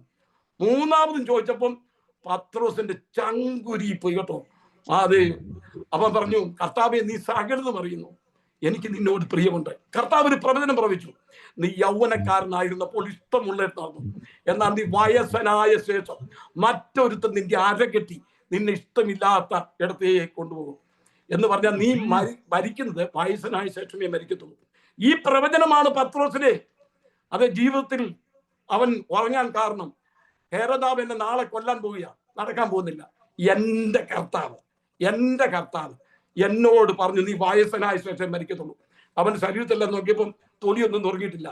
അവന്റെ പ്രാർത്ഥന പ്രാർത്ഥിച്ചു കാണും, കർത്താവെ നീ അറിയുന്നല്ലോ, എന്നോട് ആ കടൽ തീർത്ത് വെച്ച് പറഞ്ഞല്ലേ നീ വയസ്സനായ ശേഷം മരിക്കത്തുള്ളൂ. വാഗ്ദത്തങ്ങളെ മുറുകെ പിടിച്ച് പ്രാർത്ഥിക്കണം. സ്വർഗം ഞെട്ടിപ്പോയി. അതിനു മുമ്പ് യാക്കോബിനെ വാളുകൊണ്ട് വന്നതാ. എന്താ യാക്കോബിനെ രക്ഷിക്കാഞ്ഞത്? എന്നാൽ പത്രോസിന് ദൈവം ഒരു വാക്ക് കൊടുത്തു, നീ വയസ്സനായ ശേഷമേ മരിക്കത്തുള്ളൂ. ഇന്ന് രാത്രിക്കാലം ദൈവം നിന്നോടൊരു പ്രവചനം പ്രവചിച്ചിട്ടുണ്ടെങ്കിൽ, ദൈവത്തിന്റെ ആത്മാവ് നിന്നോടൊരു ദൂത് പറഞ്ഞിട്ടുണ്ടെങ്കിൽ, വർഷങ്ങൾ കഴിഞ്ഞാൽ അത് നിറവേറാതെ പോകത്തില്ല. വാഗ്ദത്തങ്ങളെ മുറുകെ പിടിച്ച് പ്രാർത്ഥിക്കുക. ഇവിടെ വായിക്കുമ്പോൾ നമ്മൾ വായിക്കുന്നത് എന്താണെന്നറിയാമോ? വാഗ്ദത്തങ്ങളിൽ വിശ്വസ്തൻ. ആ രാത്രിയിൽ ആ ജയിലിൽ നിന്ന് പത്രോസിനെ ഇറക്കാൻ തക്കൊണ്ടിയായി തീർന്നു. 2 തെസ്സലോനിക്കർ 3:3 വായിച്ചേ. വിശ്വാസം എല്ലാവരുമല്ലോ, കർത്താവോ വിശ്വാസൻ, അവൻ നിങ്ങളെ ഉറപ്പിച്ച് ദുഷ്ടന്റെ കയ്യിൽ അകപ്പെടാതെ വണ്ണം കാത്തുകൊള്ളും. ഒന്നുകൂടെ വായിച്ചേ മോളെ, അത് വ്യക്തമായിട്ടും തിരിഞ്ഞില്ല. ഒന്നുകൂടെ വായിച്ചേ. വിശ്വാസം എല്ലാവർക്കും ഇല്ലല്ലോ, കർത്താവോ വിശ്വസ്തൻ, അവൻ നിങ്ങളെ ഉറപ്പിച്ച് ദുഷ്ടന്റെ കയ്യിൽ അകപ്പെടാതെ വണ്ണം കാത്തുകൊള്ളും. നോക്കണമേ, കർത്താവോ വിശ്വസ്തൻ, അവൻ നിങ്ങളെ ദുഷ്ടന്റെ കയ്യിൽ അകപ്പെടാതെ വണ്ണം കാത്തുകൊള്ളും. അങ്ങനെയാണെങ്കിൽ നമ്മളെ ഉറപ്പിച്ച് കാക്കാൻ തക്കൊണ്ണം നമ്മുടെ കർത്താവ് വിശ്വസ്തനാണ്. അത് യോഹന്നാന്റെ സുവിശേഷം 17-ാം അധ്യായം വായിക്കുമ്പോൾ യേശു ക്രിസ്തുവിന്റെ ഒരു മഹാപുരോഹിത പ്രാർത്ഥന, അത് പല പ്രാവശ്യം വായിച്ച് ഞാൻ കരഞ്ഞു പോയിട്ടുണ്ട്. 7 കൂട്ടം പ്രാർത്ഥനയാണ് യേശു പ്രാർത്ഥിച്ചത്. 2 കൂട്ടം കാര്യം അത് തന്നെ കുറിച്ചുള്ളതാണ്, ബാക്കി 5 കൂട്ടം കാര്യം നമ്മളെ കുറിച്ചാണ്. അതിലൊരു വാചകമായിരുന്നു, ഇവരെ ദുഷ്ടന്റെ കയ്യിൽ അകപ്പെടാതെ വണ്ണം കാത്തുകൊള്ളണമേ. നമ്മളെ കാത്തു സൂക്ഷിക്കുവാൻ, അവസാനം വരെ ഉറപ്പിച്ച് കാക്കുവാൻ നമ്മുടെ ദൈവം വിശ്വസ്തനാണ്. ഇനി 6-ാമത്തെ വിഷയം, 1 തെസ്സലോനിക്കർ 5:23-24 വാക്യം. സമാധാനത്തിന്റെ ദൈവം തന്നെ നിങ്ങളെ മുഴുവനും ശുദ്ധീകരിക്കുമാറാകട്ടെ. നിങ്ങളുടെ ആത്മാവും പ്രാണനും ദേഹവും അശേഷം നമ്മുടെ കർത്താവായ യേശു ക്രിസ്തുവിന്റെ പ്രത്യക്ഷതയിൽ അന്യമായി വെളിപ്പെടും വണ്ണം കാക്കപ്പെടുമാറാകട്ടെ. നിങ്ങളെ വിളിക്കുന്നവൻ വിശ്വസ്തൻ ആകുന്നു, അവൻ അത് നിവർത്തിക്കും. നോക്കണമേ, സമാധാനത്തിന് ദൈവം തന്നെ നിങ്ങളെ മുഴുവനും ശുദ്ധീകരിക്കുമാറാകട്ടെ. നിങ്ങളുടെ ആത്മാവും പ്രാണനും ദേഹവും അശേഷം നമ്മുടെ കർത്താവായ യേശു ക്രിസ്തുവിന്റെ പ്രത്യക്ഷതയിൽ അനന്യമായി കാക്കുമാറാകട്ടെ. നിങ്ങളെ വിളിച്ചവൻ വിശ്വസ്തൻ, അവനത് നിവർത്തിക്കും. നമ്മളെ അക്കരെ എത്തിപ്പാൻ, അനന്യമായി കാത്തു സൂക്ഷിപ്പാൻ, അക്കരെ എത്തിപ്പാൻ നമ്മുടെ കർത്താവ് വിശ്വസ്തനാണ്. 6 കൂട്ടം കാര്യം ഞാൻ പറഞ്ഞു. നമ്മുടെ പാപം പോക്കാൻ വിശ്വസ്തനാണ്. ഒരു വിശുദ്ധ പ്രവാചകൻ എന്നുള്ള നിലയിൽ കർത്താവ് ചെയ്ത കാര്യമാണ്. നിങ്ങളുടെ വാക്യം കിട്ടിയിട്ടില്ലെങ്കിൽ ഞാൻ ഒന്നുകൂടെ പറഞ്ഞു ഏൽപ്പിക്കാം. 1 യോഹന്നാൻ 1-ാം അധ്യായം 9-ാം വാക്യം, പാപം പോക്കാൻ വിശ്വസ്തൻ. 1 പത്രോസ് 4:19, കഷ്ടതയിൽ സഹായിപ്പാൻ വിശ്വസ്തൻ.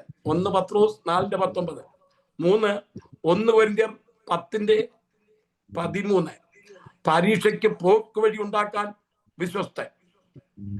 എബ്രായ ലേഖനം 10:23, വാഗ്ദത്തങ്ങളിൽ വിശ്വസ്തൻ. 1 തെസ്സലോനിക്കർ 5:23-24, അനന്യമായി അക്കരെ എത്തിപ്പാൻ ദൈവം വിശ്വസ്തൻ. ഇനി അടുത്തത്, മരിച്ചവരിൽ ആദിജാതൻ. ദൈവത്തിന് സ്തോത്രം. അതിനെക്കുറിച്ച് ഒരല്പസമയം നമ്മൾ ഈ വാക്യം പെട്ടെന്ന് ചിന്തിച്ചു കൊണ്ടുപോവുകയാണ്. യേശു ക്രിസ്തുവിനെ കുറിച്ച് ഇവിടെ വായിക്കുന്നത് അവൻ മരിച്ചവരിൽ ആദിജാതൻ എന്നാണ്. എന്താണ് ദൈവമക്കളെ അതിന്റെ അർത്ഥം? മരിച്ചവരിൽ ആദിജാതൻ എന്ന് പറഞ്ഞാൽ യേശു ക്രിസ്തുവിന്റെ ആ ഉയർത്തെഴുന്നേൽപ്പിനെ കുറിച്ചാണ് നമുക്കിവിടെ കാണുവാൻ തക്കൊണ്ണം കഴിയുന്നത്. യേശു ക്രിസ്തു ഉയർത്തെഴുന്നേറ്റതുകൊണ്ട്, മരിച്ചവരിൽ ആദിജാതനായി ഉയർത്തെഴുന്നേറ്റതുകൊണ്ട് അവൻ ശ്രേഷ്ഠ മഹാപുരോഹിതനായി. ദൈവത്തിന് സ്തോത്രം.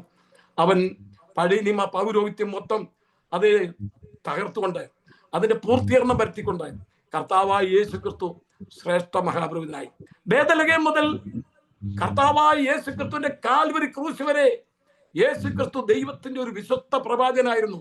അതാണ് അവൻ വിശ്വസ്ത സാക്ഷി എന്ന് പറയുന്നത്.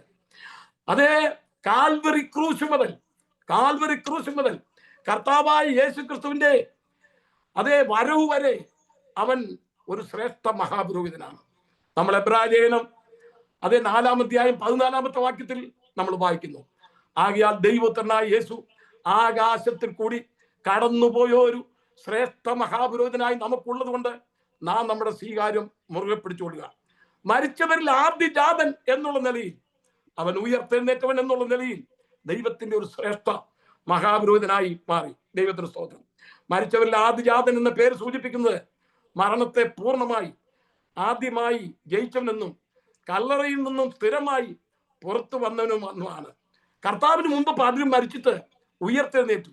എന്നാൽ നിങ്ങൾ മനസ്സിലാക്കണം, അവരെ നോക്കുമ്പോൾ അവർ പിന്നെയും മരിച്ചുപോയി. എന്നാൽ മരണത്തെ വീണ്ടും ഒരു മരണമില്ലാത്ത നിലയിൽ യേശു ക്രിസ്തു എന്നേക്കുമായി ഉയർത്തെഴുന്നേറ്റുകൊണ്ടാണ് അവനെ മരിച്ചവരിൽ ആദ്യജാതൻ എന്ന് പേര് കൊടുക്കാൻ കാരണം. ഏലിയാവിന്റെ കാലത്ത് സാരപ്പാത്തിലെ വിധവയുടെ മകൻ മരിച്ചുപോയി, ശൂന്യക്കാരത്തിന്റെ വിധവയുടെ മകൻ മരിച്ചുപോയി. അവരെല്ലാം ഉയർത്തെഴുന്നേറ്റു. ഇപ്പൊ എന്തിയെ? അവരെല്ലാം വീണ്ടും മരിച്ചു.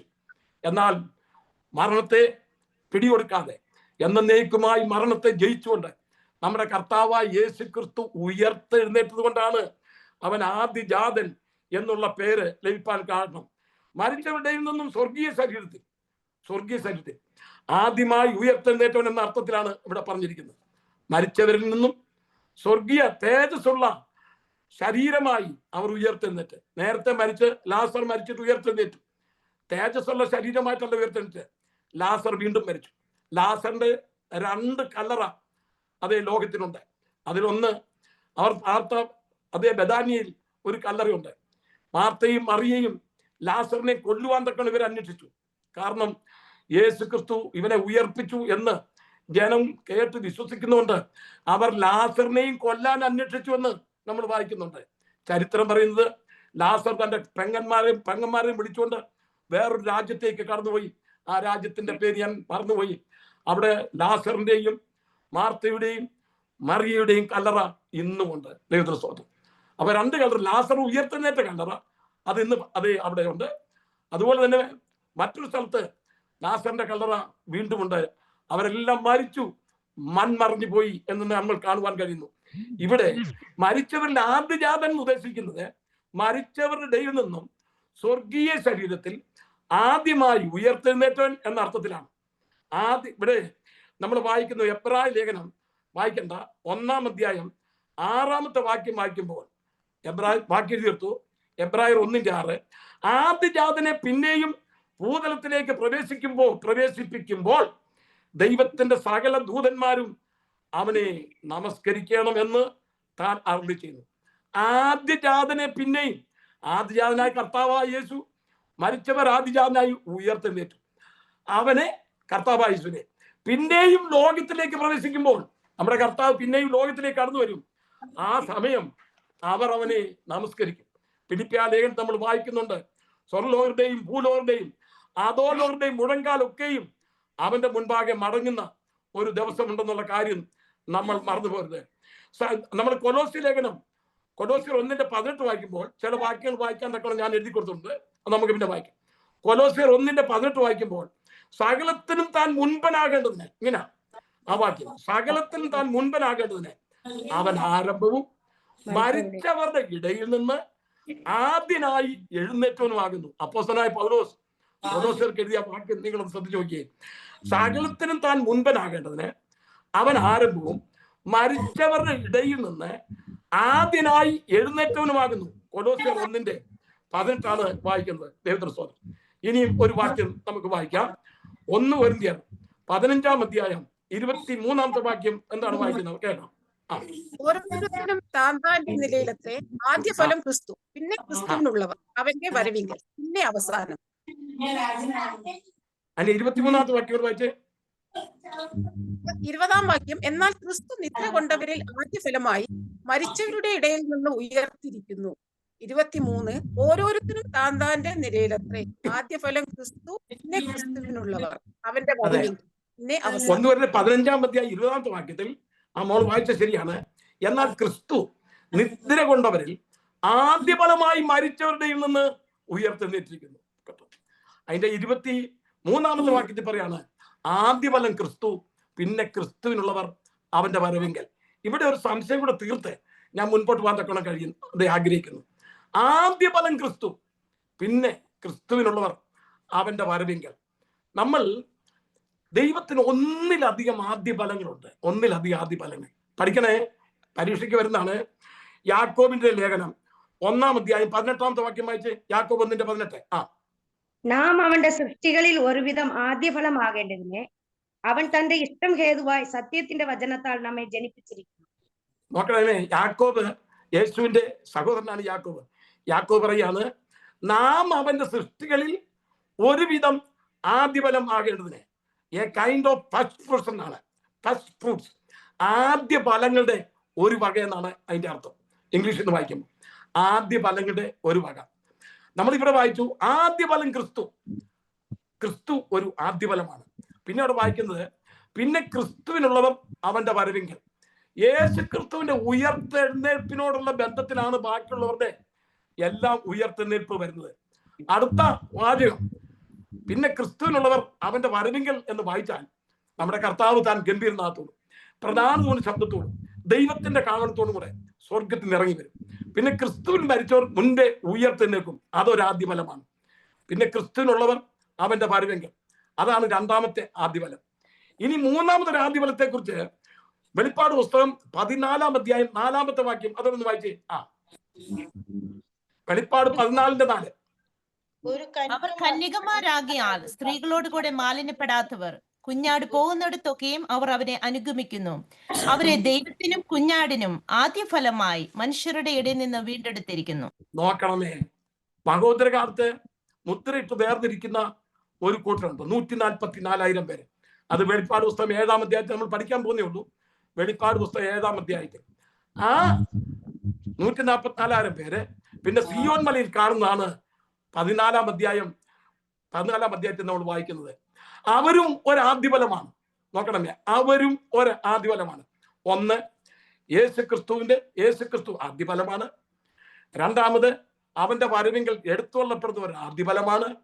മഹോദരകാലത്ത് അത് രക്ഷിക്കപ്പെടുന്ന മുദ്രയിട്ട് വേർതിരിക്കുന്ന 144,000 പേരും ഒരാദ്യഫലമാണ്. അതുകൊണ്ടാണ് യാക്കോബ് പറഞ്ഞത് ആദ്യ ഫലത്തിന്റെ ഒരു വക എന്ന് പറഞ്ഞത്. അത് ഇംഗ്ലീഷിൽ നിന്നുള്ള ട്രാൻസ്ലേഷൻ അങ്ങനെയാണ്. ആദ്യ ഫലത്തിന്റെ ഒരു വക, ഒന്നിലധികം ആദ്യ ഫലങ്ങളുണ്ട്. ഇവിടെ യേശു ക്രിസ്തുവിന്റെ ഉയർത്തെഴുന്നേൽപ്പിനെയാണ് കാണിക്കുന്നത്. അവൻ മരിച്ചവരുടെ നിന്ന് ആദ്യജാതൻ എന്ന് പറഞ്ഞാൽ അവൻ ആദ്യജാതനായി ഉയർത്തെഴുന്നേറ്റു. യേശു ക്രിസ്തു ഉയർത്തെഴുന്നേറ്റു. ഇനി ഒരു 6 കൂട്ടം കാര്യം ഞാൻ പറയാൻ പോവാണ്, അത് വായിച്ച് കേൾപ്പിക്കണം. അതായത് അവന്റെ ഉയർത്തെഴുന്നേൽപ്പ് കൊണ്ട് നമുക്ക് എന്താണ് ലഭിച്ചത്? റോമാലേഖനം 1-ാം അധ്യായം 5-ാം വാക്യം പരീക്ഷയ്ക്ക് വരുന്നതാണ്. റോമർ 1:5. ജഡം സംബന്ധിച്ച് ദാവീദിന്റെ സന്തതിയിൽ ജനിക്കുകയും മരിച്ചിട്ട് ഉയർത്തെഴുന്നേൽക്കുകയാണ്. വിശുദ്ധിയുടെ ആത്മാവ് സംബന്ധിച്ച് ദൈവപുത്രൻ എന്ന ശക്തിയോടെ നിർണയിക്കപ്പെടുകയും ചെയ്തിരിക്കുന്നവനാണല്ലോ. നോക്കണമേ, ജഡം സംബന്ധിച്ച് ദാവീദിന്റെ സന്തതിയായി ജനിച്ച് മരിച്ചിട്ട് ഉയർത്തെഴുന്നേൽക്കയാൽ നമ്മുടെ കർത്താവായ യേശു ക്രിസ്തു ദൈവത്തിന്റെ പുത്രന് ശക്തിയോടെ നിർണയിക്കപ്പെട്ടു. അപ്പം ഉയർത്തെഴുന്നേൽപ്പ് കൊണ്ടുള്ള ഗുണം എന്താണെന്നറിയാമോ? അവൻ ദൈവത്തിന്റെ പുത്രനെന്ന് ശക്തിയോടെ നിർണയിക്കപ്പെട്ടു. നോക്കണമേ, യേശു ക്രിസ്തുവിന് ഉയർത്തെഴുന്നേൽപ്പ് നടക്കാതിരിക്കാൻ തക്കണം അവരെന്തെല്ലാം ചെയ്യുമെന്നറിയാമോ? അതേ പടയാളികൾക്ക് അതേ വേണ്ടുവോളം പണം കൊടുത്തിട്ട് അവരെ അത് ഉറപ്പിക്കാൻ തക്കണം കല്ലറ ഉറപ്പാക്കി എന്നൊക്കെ അറിയാമല്ലോ. ഒരിക്കൽ ഒരു 8-കാലി ഗുഹയുടെ വാതിക്കൽ ഇങ്ങനെ ഇരിക്കുകയായിരുന്നു. ആ സമയത്ത് അതേ ഒരു സിംഹം വന്ന് ഗുഹയ്ക്കകത്തോട്ടം കയറി കഴിഞ്ഞപ്പോൾ ഈ 8-കാലിക്ക് ഒട്ടും ഇഷ്ടപ്പെട്ടില്ല. കാരണം അവൻ ഇവിടെ ആധിപത്യം ഭരിച്ചുകൊണ്ടിരിക്കുമ്പോൾ ഒരു സിംഹം വന്ന് ഇതിൻ്റെ അകത്ത് കയറി. അപ്പൊ അവൻ എന്ത് തീരുമാനിച്ചെന്നറിയാമോ? ഞാൻ ഇവനെ കാണിച്ചു കൊടുക്കാം. ഗുഹയുടെ വാതിക്കെ പുള്ളി ഒരു നെറ്റം കൊണ്ടാക്കി ഇവൻ ഇങ്ങനെ ഇറങ്ങിപ്പോകുന്ന കാണുന്നു. ഇങ്ങനെ ഇറങ്ങിപ്പോകുന്ന കാണുന്നെന്ന് പറഞ്ഞ് ഒരു വലിയ 8-കാലി അതേ അവിടെ ആ ഗുഹയെ അടച്ചുകൊണ്ട് ഒരു നെറ്റ് ഉണ്ടാക്കി. അതുപോലാണ് റോമൻ പടയാളികൾ ചെയ്ത കാര്യം. യേശു ക്രിസ്തുവിന്റെ കല്ലറ 3 ദിവസം കൊണ്ട് ഉറപ്പാക്കി. എന്താ സംഭവിച്ചത്? അതേ പടയാളികൾ നോക്കിക്കൊണ്ടിരിക്കുമ്പോൾ 3-ാം ദിവസം നമ്മുടെ കർത്താവ് ശക്തിയോടെ ഉയർത്തെഴുന്നേറ്റു. സിംഹത്തെ 8-കാലി വല കൊണ്ട് ഒതുക്കാൻ നോക്കിയത് പോലെയാണ് നമ്മുടെ കർത്താവ്. യഹൂദ ഗോത്രത്തിലെ സിംഹമാണ്. അവനെ ഒതുക്കി നിർത്താൻ തക്കണം സാധ്യമല്ല.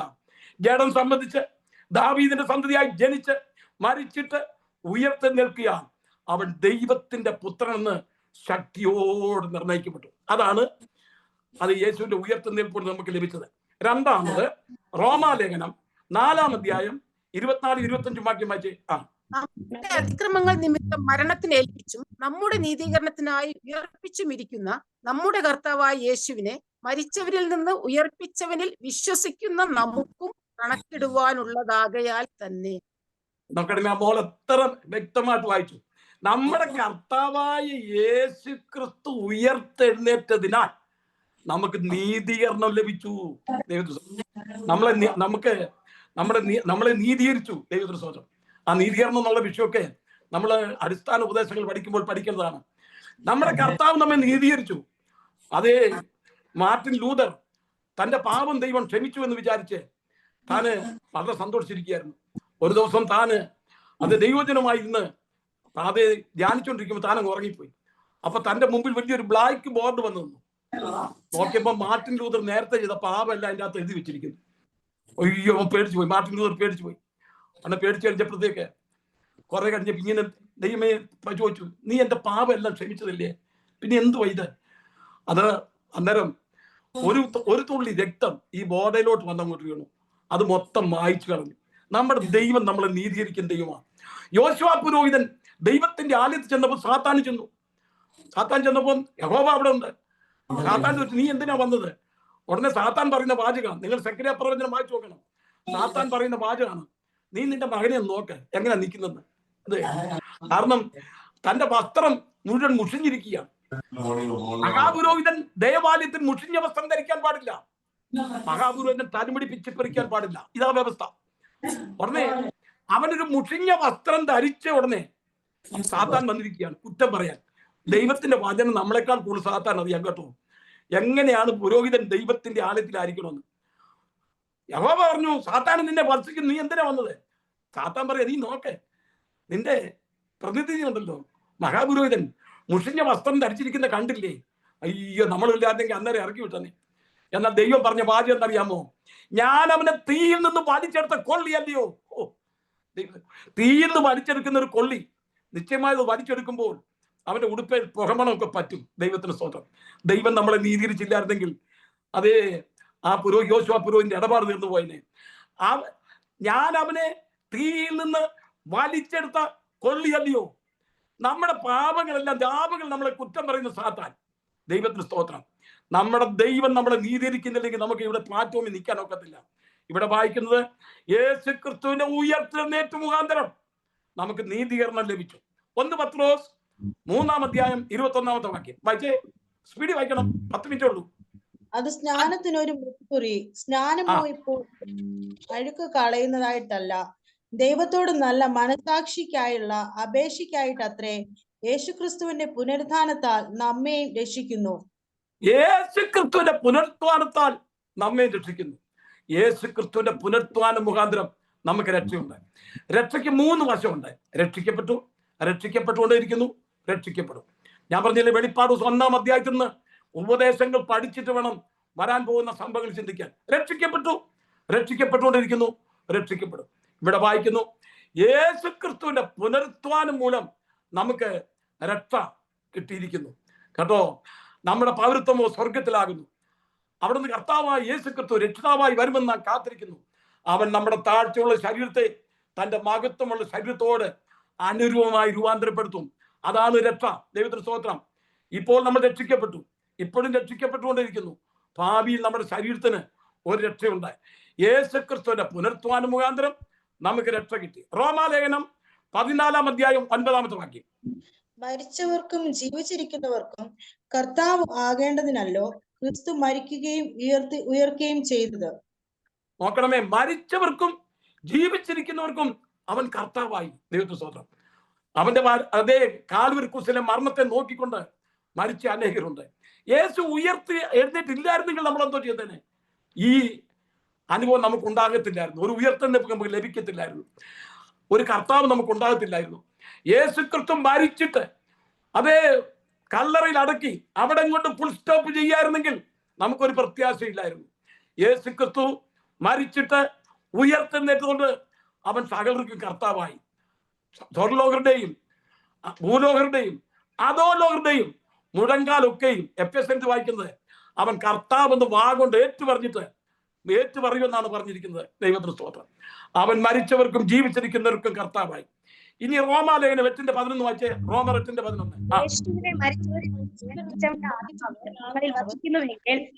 യേശുവിനെ മരണത്തിൽ നിന്ന് ഉയർപ്പിച്ചവൻ നിങ്ങളിൽ വസിക്കുന്ന തന്റെ ആത്മാവിനെ കൊണ്ട് നിങ്ങളുടെ മർത്യ ശരീരങ്ങളെയും ജീവിപ്പിക്കും.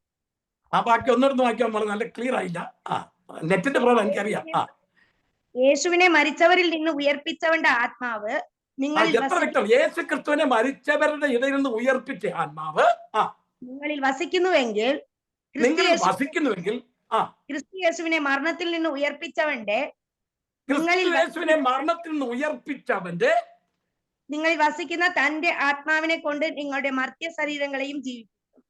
അപ്പൊ നമുക്കൊരു ഉയർപ്പുണ്ടാകും. യേശു ഉയർത്തെഴുന്നേറ്റതുകൊണ്ട് നമുക്കൊരു ഉയർപ്പുണ്ടാകും. അത് തന്നെയാണ് 1 കൊരിന്ത്യർ 15-ാം അധ്യായം 12-ഉം 13-ഉം വാക്യങ്ങൾ വായിക്കുന്നത്. നമ്മളത് വായിച്ചതാണ് അവസാനത്തെ ഒരു വാക്യം. അതോടെ പറഞ്ഞു നമുക്ക് ആ ഭാഗം വിടാം. അപ്പോസ്തലപ്രവൃത്തി 17:31 വായിച്ചാണ്. അപ്പോസ്തലപ്രവൃത്തി 17:31. താൻ ജനിച്ച പുരുഷൻ മുഖാന്തരം ലോകത്തെ നീതിയിൽ ന്യായം വിധിക്കാൻ അവൻ ഒരു ദിവസത്തെ നിശ്ചയിച്ചു. അവനെ നിശ്ചയിച്ചു. ഈ ലോകത്തിൽ ഒരു ന്യായവിധി ഉണ്ടെന്നുള്ളത് ഒരു ദിവസത്തെ നിശ്ചയിച്ചു. അവനെ മരിച്ചവരിൽ നിന്ന് ഉയർത്തെഴുന്നേൽപ്പിച്ചതിനാൽ എല്ലാവർക്കും അതിന്റെ ഉറപ്പ് നൽകിയും ഇരിക്കുന്നു. അവനെ മരിച്ചവരിൽ നിന്ന് ഉയർത്തെഴുന്നേൽപ്പിച്ചതിനാൽ എല്ലാവർക്കും അതിന്റെ ഉറപ്പ് കൊടുത്തിരിക്കുന്നു.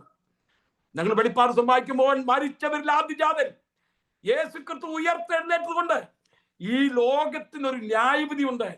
പലപ്പോഴും പീഡിപ്പിക്കുന്ന പ്രിയപ്പെട്ടവരെ, നമ്മുടെ ദൈവജനത്തെ കഷ്ടപ്പെടുത്തുന്ന പ്രിയപ്പെട്ടവരെ, അവർ വിചാരിക്കുന്നത് ഇതൊന്നും ആരും കാണുന്നില്ലെന്നാണ് വിചാരിക്കുന്നത്. എന്നാൽ ഒരു ദിവസം നീതിയിൽ ന്യായം വിധിക്കുന്ന ഒരു കർത്താവുണ്ട്. താൻ നിയമിച്ച പുരുഷൻ മുഖാന്തരം ഈ ലോകത്തെ നീതിയോടെ ന്യായം വിധിക്കുന്ന ഒരു ദിവസം വരുന്നു. അതിന്റെ ഉറപ്പ് നൽകിയത് എങ്ങനെയാണെന്നറിയാമോ? അവനെ മരിച്ചവരിൽ നിന്ന് ഉയർപ്പിച്ചതുകൊണ്ട് അതിനുള്ള ഉറപ്പ് കിട്ടി. അവൻ വിശ്വസ്ത സാക്ഷി, മരിച്ചവരിൽ ആദ്യജാതൻ. 5 മിനിറ്റ് കൂടെ ഉള്ളൂ. അടുത്ത ഭൂരാജാക്കന്മാർക്ക് അധിപതി. ദൈവത്തിന് സ്തോത്രം. നമ്മുടെ കർത്താവിനെ ഉയർത്തുന്ന സ്വർഗത്തിലേക്ക് ആരോഹണം ചെയ്തപ്പോൾ പറഞ്ഞത്, സ്വർഗത്തിലും ഭൂമിയിലും സകല അധികാരവും എനിക്ക് നൽകിയിരിക്കുന്നു. സദൃശവാക്യം 21:1 വായിക്കുമ്പോൾ രാജാവിന്റെ ഹൃദയം ഇരിക്കുന്നു, തനിക്ക് ഇഷ്ടമുള്ളിടത്തൊക്കെയും അവൻ അതിനെ തിരിക്കുന്നു. അയ്യോ, മോളെത്ര നന്നായിട്ട് വായിച്ചു. രാജാവിന്റെ ഹൃദയം യഹോവയുടെ കയ്യിൽ നീർത്തോട് കണക്കായിരിക്കുന്നു, തനിക്ക് ഇഷ്ടമുള്ളിടത്തൊക്കെയും അവൻ അതിനെ തിരിക്കുന്നു. എന്ന് പറഞ്ഞാൽ നമ്മുടെ ദൈവം തനിക്ക് ഇഷ്ടമുള്ളിടത്തൊക്കെയും അതേ തന്റെ പ്രവൃത്തിയെ തികച്ചുകൊണ്ട് ഇഷ്ടമുള്ളതൊക്കെയും ചെയ്യുന്നു. ഒരു ഭക്തന്റെ നിലവിളി കേൾക്കുമ്പോൾ, ലോകം അവനെ തള്ളിക്കളയുമ്പോൾ, ഒരു കുഞ്ഞിന്റെ കരച്ചിൽ കേൾക്കുമ്പോൾ, കരയുന്ന കാക്ക കുഞ്ഞുങ്ങൾക്കും അതതിന്റെ ആഹാരം എത്തിച്ചു കൊടുക്കുന്ന ദൈവത്തെയാണ് നമ്മൾ സ്നേഹിക്കുന്നത്. അതുകൊണ്ട് ഫിലിപ്പിയ ലേഖനം 2-ാം അധ്യായം 9-10 വാക്യം വായിക്കുമ്പോൾ, അതുകൊണ്ട് ദൈവവും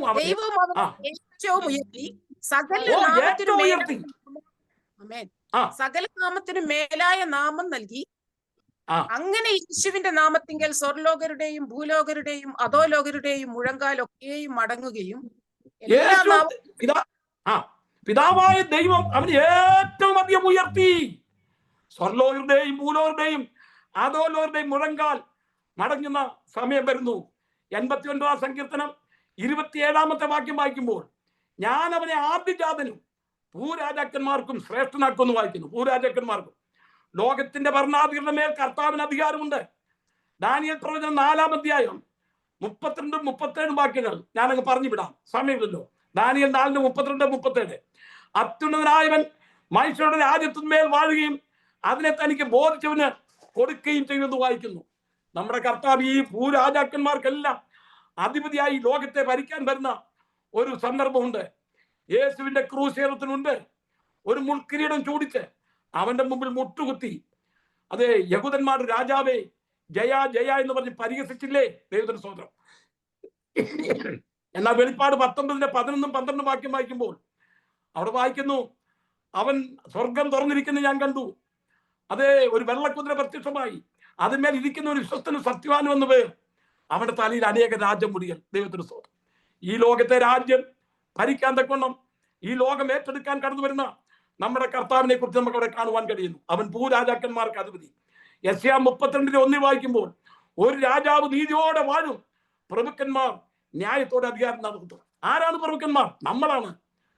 അതേ നമ്മൾ വായിക്കുന്നില്ലേ, 1 പത്രോസ് 2:9 വായിക്കുന്നു, നിങ്ങളോ അന്ധകാരത്തിൽ നിന്ന് തന്റെ അത്ഭുത പ്രകാശത്തിലേക്ക് വിളിച്ചവന്റെ സൽഗുണങ്ങളെ ഘോഷിപ്പാൻ തക്കൊണ്ട് തെരഞ്ഞെടുക്കപ്പെട്ട ജാതിയും രാജകീയ പുരോഹിതവർഗമാണ്.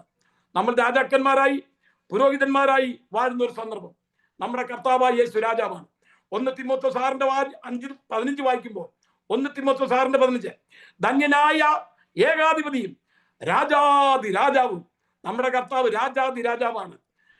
സഭാപ്രസംഗി 5:8 വായിക്കുമ്പോൾ സഭാപ്രസംഗി 5:8 ഉന്നതനും മീതെ ഒരു ഉന്നതനും അവർക്ക് മീതെ അത്യുന്നതനും ജാഗരിക്കുന്നു എന്ന് നമ്മൾ വായിക്കുന്നു. ഭൂരാജാക്കന്മാരുടെ ആധിപത്യത്തെയും അവർക്ക് മീതെയുള്ള ദൈവത്തിന്റെ സർവാധിപത്യത്തെയുമാണ് അവിടെ നമുക്ക് കാണുവാൻ കഴിയുന്നത്. ഇനിയും നമ്മൾ വായിക്കുമ്പോൾ ദാനിയേൽ പ്രവചനം 2:44 ഇങ്ങനെ വായിക്കുന്നു, ഈ രാജാക്കന്മാരുടെ കാലത്ത് സ്വർഗസ്ഥനായ ദൈവം ഒരു നാൾ നശിച്ചു പോകാത്ത ഒരു രാജ്യത്വം സ്ഥാപിക്കും. ആ രാജ്യത്വം വേറെ ഒരു ജാതിക്ക് ഏൽപ്പിക്കപ്പെടുകയില്ല. അത് ഈ രാജ്യത്വങ്ങളെയൊക്കെയും തകർത്ത് നശിപ്പിക്കും. ദാനിയേൽ 2:44. സെക്കരിയ 14:9 നമ്മൾ വായിക്കുമ്പോൾ യഹോവ സർവ്വഭൂമിക്കും രാജാവാകും. 2-ാം സങ്കീർത്തനം 8-ാമത്തെ വാക്യം വായിക്കുമ്പോൾ എന്റെ വിശുദ്ധ പർവ്വതമായ സിയോനിൽ ഞാൻ എന്റെ രാജാവിനെ വാഴിച്ചിരിക്കുന്നു. ലൂക്കോസിന്റെ സുവിശേഷം 23:42 വായിക്കുമ്പോൾ കള്ളൻ പറയുന്നു, കർത്താവേ നീ രാജ്യത്വം പ്രാപിച്ചു വരുമ്പോൾ എന്നെയും ഓർത്തുകൊള്ളണമേ. ഇവിടെ എല്ലാം നമ്മുടെ കർത്താവ് ഭൂരാജാക്കന്മാർക്ക് അധിപതിയായി വെളിപ്പെടാൻ പോകുന്നു എന്നുള്ള കാര്യം നമ്മൾ നോക്കണമേ. വിശ്വസ്ത സാക്ഷി, മരിച്ചവരിൽ ആദ്യജാതൻ, ഭൂരാജാക്കന്മാർക്ക് അധിപതി.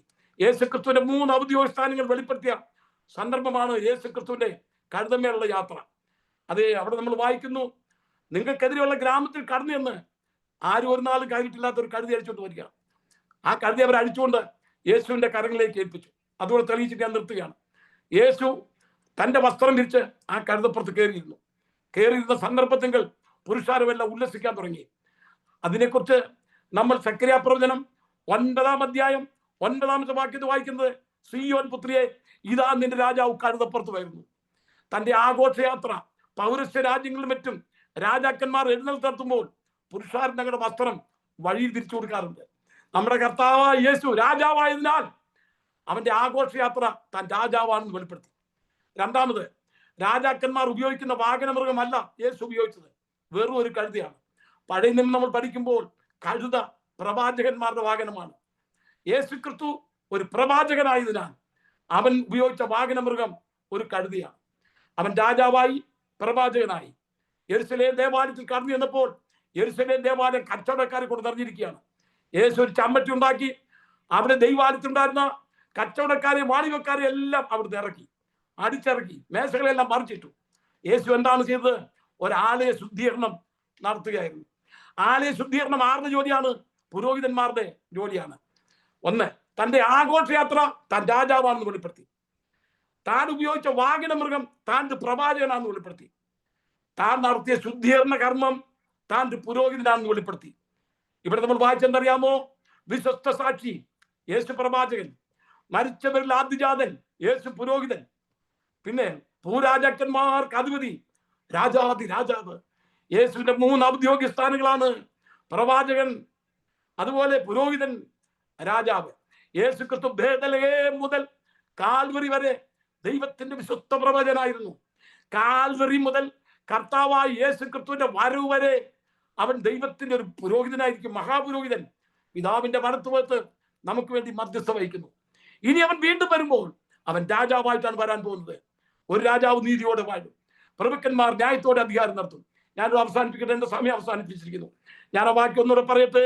വിശ്വസ്ത സാക്ഷിയും മരിച്ചവരിൽ ആദ്യജാതനും ഭൂരാജാക്കന്മാർക്ക് അധിപതിയുമായ യേശു ക്രിസ്തുവിൽ നിന്ന് നിങ്ങൾക്ക് കൃപയും സമാധാനവും ഉണ്ടാകട്ടെ എന്നാണ് വായിക്കുന്നത്. 2 വിഷയങ്ങളാണ് പറഞ്ഞിരിക്കുന്നത്. 1, കൃപ. അർഹതയില്ലാത്ത സ്ഥാനത്ത് ലഭിക്കുന്നതിനാണ് കൃപ എന്ന് പറയുന്നത്. നമുക്ക് യാതൊരു അർഹതയും ഇല്ലായിരുന്നു. അർഹതയില്ലാത്ത സ്ഥാനത്ത് നമുക്ക് ദൈവത്തിന്റെ കൃപ ലഭിച്ചു. ഉൽപ്പത്തി പുസ്തകം 19-ാം അധ്യായം 19-ാം വാക്യം വായിക്കുമ്പോൾ പെട്ടെന്ന് എഴുതിയെടുത്തു. 2 മിനിറ്റോടെ ഞാൻ അധികം എടുക്കുകയാണ്. ആ വാക്യം തീരട്ടെ. ഉൽപ്പത്തി 19 വായിക്കുമ്പോൾ, എന്നോടുള്ള നിന്റെ കൃപ വലുതല്ലോ. ഇതൊരു വലിയ കൃപയാണ്. ദൈവത്തിന് സ്തോത്രം. യോഹന്നാൻ 1:14 കൃപയും സത്യവും നിറഞ്ഞവനായി നമ്മുടെ മേൽ പാർത്തു. നിറഞ്ഞ കൃപയാണ്. അപ്പോസ്തല പ്രവൃത്തി 11-ാം അധ്യായം 23-ാമത്തെ വാക്യം, സന്തോഷിക്കുന്ന കൃപ. ബർന്നബാസ് അന്ത്യോക്യയിൽ ചെന്നപ്പോൾ ദൈവകൃപ കണ്ട് സന്തോഷിച്ചു എന്ന് വായിക്കുന്നു. 2 കൊരിന്ത്യർ 8:1. അതേ മക്കതോനിയ സഭകൾക്ക് ലഭിച്ച ദൈവകൃപ നിങ്ങൾക്ക് അറിയുന്നുണ്ടോ? അവർ ദരിദ്രരായിട്ടും തങ്ങളുടെ ദാരിദ്ര്യത്താൽ കർത്താവിന്റെ വേലയ്ക്ക് വേണ്ടി കൊടുക്കുന്നതിനുള്ള ദൈവകൃപ. 5-ാമത്തെ വിഷയം. 6-ാമത്തെ വിഷയം 2 കൊരിന്ത്യർ 12:9. എന്റെ കൃപ നിനക്ക് മതി, മതിയായ കൃപ. എന്റെ കൃപ നിനക്ക് മതി, മതിയായ കൃപ. അടുത്തത് എഫേസ്യർ 2:5. കൃപയാലോ നിങ്ങൾ വിശ്വാസം മൂലം രക്ഷിക്കപ്പെട്ടിരിക്കുന്നത്, രക്ഷിക്കുന്ന കൃപ. എഫേസ്യർ 2:5. 2 തെസ്സലോനിക്കർ 2:16. പ്രത്യാശ നൽകുന്ന കൃപ. നിങ്ങൾ വായിച്ചു നോക്കിയ പ്രത്യാശ നൽകുന്ന കൃപ. യാക്കോബ് 4:6. താഴ്മയുള്ളവർക്ക് അവൻ അധികം കൃപ നൽകുന്നു, താഴ്മയുള്ളവർക്ക് കൃപ. യാക്കോബ് 4:6. 1 പത്രോസ് 1:13. വരുവാനുള്ള കൃപ, വരുവാനുള്ള കൃപ. അതെ, ഇത്രയും കൃപയും ഈ കൃപയാണ് നമുക്ക് ലഭിച്ചിരിക്കുന്നത്. അടുത്തത് വായിക്കുന്നത് സമാധാനം. ഞാൻ ഇതിനെപ്പറ്റി ഒന്നും വിവരിച്ചില്ല, സമയമില്ലാത്തതുകൊണ്ട്. ഓരോ ഭാഗങ്ങൾ നമ്മൾ ചിന്തിച്ചേ പോകത്തുള്ളൂ. എങ്ങനെയാണ് നമുക്ക് സമാധാനം ലഭിക്കുന്നത്? നമ്മുടെ കർത്താവ് പറഞ്ഞു, എന്റെ സമാധാനം ഞാൻ നിങ്ങൾക്ക് തന്നേച്ചു പോകുന്നു. യോഹന്നാൻ 14:27 വായിക്കുമ്പോൾ സമാധാനം ഞാൻ നിങ്ങൾക്ക് തന്നേച്ചു പോകുന്നു. അത് ലോകം തരുന്ന സമാധാനമല്ല. അത് യോഹന്നാൻ 20:21 വായിക്കുമ്പോൾ, യോഹന്നാൻ 20:21, അതേ ശിഷ്യന്മാർ അടച്ചിട്ട മുറിയിരിക്കുമ്പോൾ അതിന്റെ നടുക്കുവെന്ന് കർത്താവ് പറഞ്ഞു, നിങ്ങൾക്ക് സമാധാനം. ആ 7 കൂട്ടം കാര്യം പറഞ്ഞിട്ട് അവസാനിപ്പിക്കുകയാണ്. റോമർ 5:1. വിശ്വാസത്താൽ നീതീകരിക്കപ്പെട്ടത് മൂലം നമുക്ക് ദൈവത്തോട് സമാധാനം ലഭിച്ചു. നീതീകരിക്കപ്പെട്ടത് മൂലമാണ് നമുക്ക് ദൈവത്തോട് സമാധാനം ലഭിച്ചത്. റോമർ 5:1. 2 1 കൊരിന്ത്യർ 14:32-33 വാക്യം വായിക്കുമ്പോൾ, ദൈവം സമാധാനത്തിന്റെ ദൈവം. നമ്മുടെ ദൈവം സമാധാനത്തിന്റെ ദൈവം, കലക്കത്തിന്റെ ദൈവമല്ല. 2 കൊരിന്ത്യർ 13:11 വായിക്കുമ്പോൾ, 2 കൊരിന്ത്യർ 13:11, നമ്മൾ സമാധാനത്തോടെ ഇരിക്കണമെന്ന് ദൈവം പൗലോസ് പറയുന്നു. സമാധാനത്തോടെ ഇരിപ്പി. ഗലാത്യർ 5:22, ആത്മാവിന്റെ ഫലമാണ് സമാധാനം. ഫലങ്ങളിൽ ഒന്നാ സമാധാനം. 5 യോഹന്നാൻ 16:33 അത് വായിക്കുന്നു, നിങ്ങൾക്ക് എന്നിൽ സമാധാനം ഉണ്ടാകേണ്ടതിന് ഞാൻ നിങ്ങൾക്ക് സമാധാനം തരുന്നു. ലോകത്ത് നിങ്ങൾക്ക് കഷ്ടമുണ്ട്, എങ്കിലും ധൈര്യപ്പെടുകയും ഞാൻ ലോകത്തെ ജയിച്ചിരിക്കുന്നു. ക്രിസ്തുവിലാണ് നമുക്ക് സമാധാനം. ഫിലിപ്പിയർ 4:7 സകല ബുദ്ധിയെയും കവിയുന്ന സമാധാനം. ഈ സമാധാനം സകല ബുദ്ധിയെയും കവിയുന്ന സമാധാനമാണ്. എഫേസ്യർ 2:14 വായിക്കുമ്പോൾ, അവൻ നമ്മുടെ സമാധാനം, അവൻ ഇരുപക്ഷത്തെയും ഒന്നാക്കി.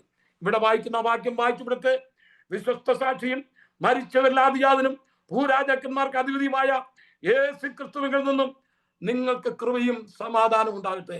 പിതാവ് പുത്ര പരിശുദ്ധാത്മാവിന്റെ നാമത്തിലാണ് ഈ സമാധാനം നമുക്ക് നൽകിയിരിക്കുന്നത്. അടുത്ത ആഴ്ചയിൽ നമ്മൾ ചിന്തിക്കാൻ പോകുന്നത് തൃത്വത്തെ കുറിച്ച് ഒരു 15 മിനിറ്റ് ഞാൻ എടുത്ത് സംസാരിക്കാൻ ആഗ്രഹിക്കുന്നു. ദൈവ ഈ വചനങ്ങളാൽ നമ്മെ അനുഗ്രഹിക്കട്ടെ. വീണ്ടും അടുത്ത വെള്ളിയാഴ്ച നമുക്ക് കാണാം. Price the Lord. വളരെ അനുഗ്രഹിക്കപ്പെട്ട രീതിയിൽ ക്ലാസ് എടുത്ത കർത്താവിന്റെ ദാസന്, ഇന്ന് ജോയിൻ ചെയ്ത എല്ലാ പ്രിയപ്പെട്ടവർക്കും, ബൈബിൾ വായിച്ച സഹോദരിമാർ എല്ലാവർക്കും പ്രത്യേക നന്ദി. ദൈവം സഹായിക്കട്ടെ. നാളെ വൈകിട്ട് theology pastor Mathew P Thomas class conduct ചെയ്യുന്നതാണ്. എല്ലാ പ്രിയപ്പെട്ടവരും ജോയിൻ ചെയ്യുക. ശനിയാഴ്ച നമ്മുടെ ചാപ്പൽ സർവീസ് ഉണ്ടായിരിക്കുന്നതാണ്. എല്ലാവരും അതിലും ജോയിൻ ചെയ്യുക. കർത്താവിന്റെ ദാസനോടുള്ള പ്രത്യേക നന്ദി അറിയിക്കുന്നു. നമുക്ക് പ്രാർത്ഥനയോടെ ആശീർവാദത്തോടെ പിരിയാം. ദൈവം എല്ലാവരെയും സഹായിക്കട്ടെ. അവസാനമായി കർത്താവിന്റെ ദാസൻ പാസ്റ്റർ സന്തോഷ് തങ്കച്ചൻ ദോഹയിൽ നിന്ന് പ്രാർത്ഥിക്കുകയും പാസ്റ്റർ ഷാജി കെ ഡാനിയൽ ആശീർവാദത്തോടെ നമുക്ക് പിരിയാം. ഒരുമിച്ച് പ്രാർത്ഥിക്കാം. സ്വർഗീയ ഞങ്ങളുടെ നല്ല രാജാവേ, ഈ രാത്രി കാലത്തിനായി സ്തോത്രം ചെയ്യുന്നു. കർത്താവേ, ഇന്ന് രാത്രിയിൽ ഞങ്ങൾക്ക് ഒരുമിച്ച് ഞങ്ങളുടെ പാദപീഠത്തിലായിരിക്കുവാൻ, ഞങ്ങളുടെ വചനം പഠിക്കുവാൻ, കർത്താവേ, വരുന്ന കാലങ്ങളെ കുറിച്ചുള്ള സംഭവങ്ങളെ ഗ്രഹിക്കുവാൻ തക്കവണ്ണം വെളിപാട് പുസ്തകത്തിൽ നിന്ന് പഠിക്കുവാൻ, കർത്താവെ പഠിപ്പിക്കുവാൻ ഞങ്ങളുടെ ദാസനെ, ഞങ്ങളുടെ അഭിഷക്തനെ അവിടുന്ന് ഞങ്ങളുടെ മധ്യത്തിൽ അയച്ച കൃപകൾക്കായും സ്തോത്രം ചെയ്യുന്നു. ഞങ്ങൾക്ക് പഠിക്കുവാൻ തക്കവണ്ണം ഞങ്ങളുടെ ബുദ്ധിമണ്ഡലങ്ങളെ തുറക്കുവാനും അത് ഗ്രഹിക്കുവാൻ തക്കവണ്ണം ജ്ഞാനാത്മാവിൽ നിറയ്ക്കണമെന്നും പ്രാർത്ഥിക്കുന്നു. ഞങ്ങൾക്ക് ഇന്ന് രാത്രി അവിടുന്ന് വെളിപ്പെടുത്തി തന്ന എല്ലാ അങ്ങയുടെ മർമ്മങ്ങൾക്കായും സ്തോത്രം ചെയ്യുന്നു. ഞങ്ങളുടെ അഭിഷക്തനെ കർത്താവെ ഇനിയും അധികമായി അവിടുന്ന് ഉപയോഗിക്കുന്ന കൃപകൾക്കായി സ്തോത്രം ചെയ്യുന്ന കർത്താവെ, ഞങ്ങളെ പഠിപ്പിക്കുവാൻ തക്കവണ്ണം അധികമായി അവിടുന്ന് നിറയ്ക്കണമേ എന്ന് പ്രാർത്ഥിക്കുന്നു. സ്വർഗത്തിലെ അപ്പന്റെ കരം അത് ചെയ്ത കൃപകൾക്കായി സ്തോത്രം ചെയ്യുന്നു. പ്രത്യേകമായി കർത്താവെ, ഈ ബൈബിൾ സ്കൂളിന്റെ പിന്നിൽ പ്രവർത്തിക്കുന്ന എല്ലാ വ്യക്തി ജീവിതങ്ങളെയും കർത്താവിന്റെ കരങ്ങളിലേക്ക് സമർപ്പിച്ച് പ്രാർത്ഥിക്കുന്നു. പുതിയ ആത്മാക്കൾ കർത്താവെ, പുതിയ സ്റ്റുഡൻസ് ഒക്കെ ഈ ക്ലാസ്സിൽ ചേരുവാൻ ഞങ്ങൾ ഒരുമിച്ച് പ്രാർത്ഥിക്കുന്നു. കർത്താവെ, കടന്നു വന്നവർക്കും പഠിക്കുന്നവർക്കും എല്ലാം ഇതൊരു അനുഗ്രഹമാക്കി തീർക്കണമേ എന്ന് പ്രാർത്ഥിക്കുന്നു. സ്വർഗത്തിലെ അപ്പന്റെ കരം അങ്ങനെ ചെയ്ത കൃപകൾക്കായി സ്തോത്രം. പ്രാർത്ഥന കേട്ടതിന് നന്ദി. ക്രിസ്തുയേശുവിൻ നാമത്തിൽ തന്നെ പിതാവേ, ആമേൻ. ആമേൻ. Praise the lord. ഇന്ന് വചനം പഠിപ്പിച്ച കർത്താവിന്റെ ദാസൻ പാസ്റ്റർ സി.വി. ആൻഡ്രൂസിനോട് നന്ദിയെയും സ്നേഹത്തെയും അറിയിക്കുന്നു. പഠിക്കുവാൻ വന്ന എല്ലാവരെയും കർത്താവ് അനുഗ്രഹിക്കട്ടെ. നമ്മുടെ ക്ലാസ്സില് മെമ്പേഴ്സ് കുറയുന്നു. അത് നമുക്ക് ഇത് ഒരു ദിവസം കൊണ്ട് നമുക്ക് ഡബിൾ ആക്കാം. ഒരു കാര്യം ചെയ്താൽ മതി, ഒരാളെ കൊണ്ടുവന്നാൽ മതി, നമുക്ക് അടുത്ത ക്ലാസ്സിലേക്ക് ഇത് ഡബിൾ ആകും. അപ്പോൾ അത് നിങ്ങളൊന്ന് ശ്രമിച്ചാൽ ഒരാളെ ചേർത്താൽ മതി. അപ്പോൾ അങ്ങനെ ഒരാളുടെ വാട്സപ്പ് നമ്പർ ഉണ്ടെങ്കിൽ പാസ്റ്റർ എനിക്കോ അല്ലെങ്കിൽ പാസ്റ്റർ ലാലുവിനോ ആർക്കെങ്കിലും അയച്ചു കൊടുത്താൽ നമ്മൾ അവരെ ആഡ് ചെയ്യും. അവരോട് പറയണം, കയറാനോട് പറയണം. നമുക്ക് നിങ്ങളൊന്ന് കൂടുതൽ ആൾക്കാരെ ചേർക്കാൻ ഒക്കുമെന്ന് എനിക്കറിയാം. എന്നാലും നമുക്കിത് ഡബിൾ ആക്കാൻ ഒരാളെ ഒന്ന് കൊണ്ടുവന്നാൽ മതി. ഈച്ച് വൺ ബ്രിങ് വൺ, അത്രയും മതി. അപ്പോൾ അതൊന്ന് ശ്രമിച്ചാൽ നമുക്ക് കൂടുതൽ ആൾക്കാരെ നമുക്ക് പാർട്ടിസിപ്പേറ്റ് ചെയ്യാം. നമ്മൾ ഏതായാലും ഇതിനകത്ത് ഇത്രയും ത്യാഗമൊക്കെ സഹിച്ച് നമ്മൾ ആൾക്കാരെ ഒന്നിച്ച് ദേവദാസന്മാർ വന്ന് പഠിപ്പിക്കുന്നുണ്ട്, നമ്മൾ ഒന്നിച്ച് കയറുന്നുണ്ട്. അപ്പോൾ അത് കുറച്ചുകൂടെ ഒന്ന് പ്രയോജനപ്പെട്ടാൽ ദൈവരാജ്യത്തിന് അത് മുതൽക്കൂട്ടാണ്. അനേകരെ നമുക്ക് ഇതിനകത്തേക്ക് ആകർഷിക്കാം. കർത്താവ് സഹായിക്കട്ടെ. കടന്നു എല്ലാവരെയും കർത്താവ് അനുഗ്രഹിക്കട്ടെ. ആശീർവാദത്തോടെ കടന്നു പോകാം. പിതാവായ ദൈവത്തിന്റെ സ്നേഹവും പുത്രനായ ക്രിസ്തുവിന്റെ കൃപയും ആശ്വസിപ്പിച്ച് വഴി നിർത്തുന്ന പരിശുദ്ധമായ സംസ്കൃതം കൂട്ടായ്മ നമ്മൾ ഓരോരുത്തരും കൂടെ നമ്മൾ പ്രാർത്ഥിച്ച എല്ലാ വിഷയങ്ങളോടുകൂടെയും കർത്താവിന്റെ വചനം പഠിപ്പിച്ച ദേവദാസനോട് കൂടെ ഇന്ന് പഠിച്ച എല്ലാ ദൈവമക്കളോടുകൂടെയും ഇന്നു വരെയും കർത്താവിന്റെ വരെ ഉണ്ടായിരിക്കുമാറാകട്ടെ. ക്രിസ്തുയേശുവിലൂടെ ചെയ്യുന്ന കർത്താവിനെ നമുക്ക് നന്ദിയോടെ സ്തുതിക്കാം.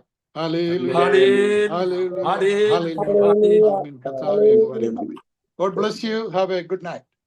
ആർക്കെങ്കിലും സംശയം ഉണ്ടെങ്കിൽ കർത്താവിന്റെ ദാസന് വാട്സപ്പിൽ മെസ്സേജ് ചെയ്യാം. അല്ലാതെ എന്തെങ്കിലും അത്യാവശ്യമായിട്ട് അറിയണമെങ്കിൽ കർത്താവിന്റെ ദാസനോട് പെട്ടെന്ന് ചോദിക്കാം. ദൈവം സഹായിക്കട്ടെ. ആർക്കും സംശയമില്ല എന്ന് വിശ്വസിക്കുന്നു. ദൈവം എല്ലാവരെയും സഹായിക്കട്ടെ. നാളെ വൈകിട്ട് 9 മണിക്ക് ഇന്ത്യൻ ടൈം വീണ്ടും കാണാം. Good night.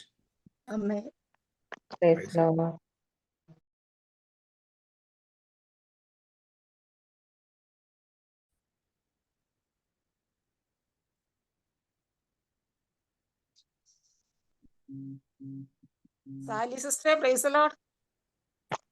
Price the Lord. Hello, സന്തോഷമുണ്ട് വന്നതില്.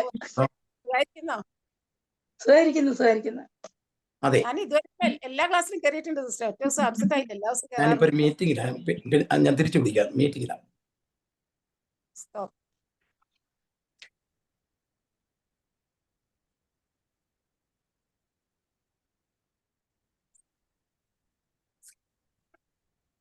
ഷെക്കൻ സിസ്റ്ററെ ഞാൻ വിളിക്കാവേ. ഓക്കെ. ആരെ, സാലിയാണോ? അതെ മാസ്റ്ററെ. എന്നെ വിളിക്കാന്നാണോ പറഞ്ഞേ?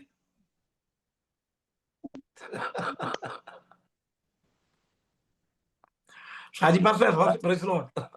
Price the Lord. ആരൊക്കെ വേണ്ടിയിരിക്കുന്നോ? അതെ, പാസ്റ്റർ നല്ല ചുറുചുറുക്കോടെ പഠിപ്പിക്കുന്ന കണ്ട് സന്തോഷം.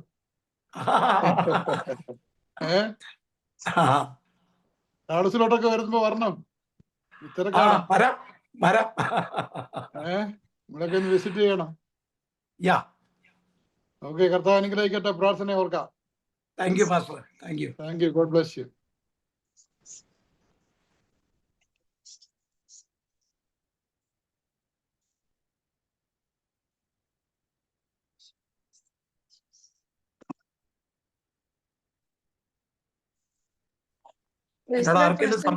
സംസാരിക്കാം കേട്ടോ.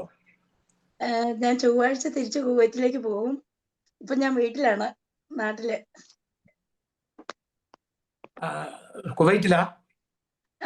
ഇപ്പൊ ഞാൻ ആലുവയിലാണ്, എറണാകുളം. കുവൈറ്റിലാണ് ജോലി. ശരി. ചൊവ്വാഴ്ച വൈകിട്ടാണ് ഫ്ലൈറ്റ്. ഞാൻ കയറും. ഞാൻ കോമ്പസിൽ ഡെയിലി കേൾക്കുന്നുണ്ട്, അറ്റൻഡ് ചെയ്തോണ്ടിരിക്കുന്ന. സ്ഥിരം കയറുന്നുണ്ട് വർഷങ്ങളായിട്ട്. എന്നുണ്ട്. എല്ലാ ആഴ്ചയിലും കയറുന്നുണ്ട്. സിമ്മി എവിടുന്നാ കയറിയ? കേക്കാൻ മേല. ലൂസി എവിടുന്നാ? ലൂസി മാത്യു എവിടുന്നാ കയറിയ? എവിടാ? ഖത്തർ. ഓ, ഖത്തറിന്നാണോ? ഓ ശരി. എന്തോ? വന്നിട്ടുണ്ട്, അറ്റ്ലാന്റ ഞാൻ വന്നിട്ടുണ്ട്. ഓ, സിമ്മി വന്നിട്ടുണ്ടോ എന്റെ വീട്ടിലെ? റോസിയുടെ അനിയത്തിയാ. സോഫിയുടെ ജോസി അറ്റ്ലാന്റ. സോഫിയുടെ അനിയത്തി ജയ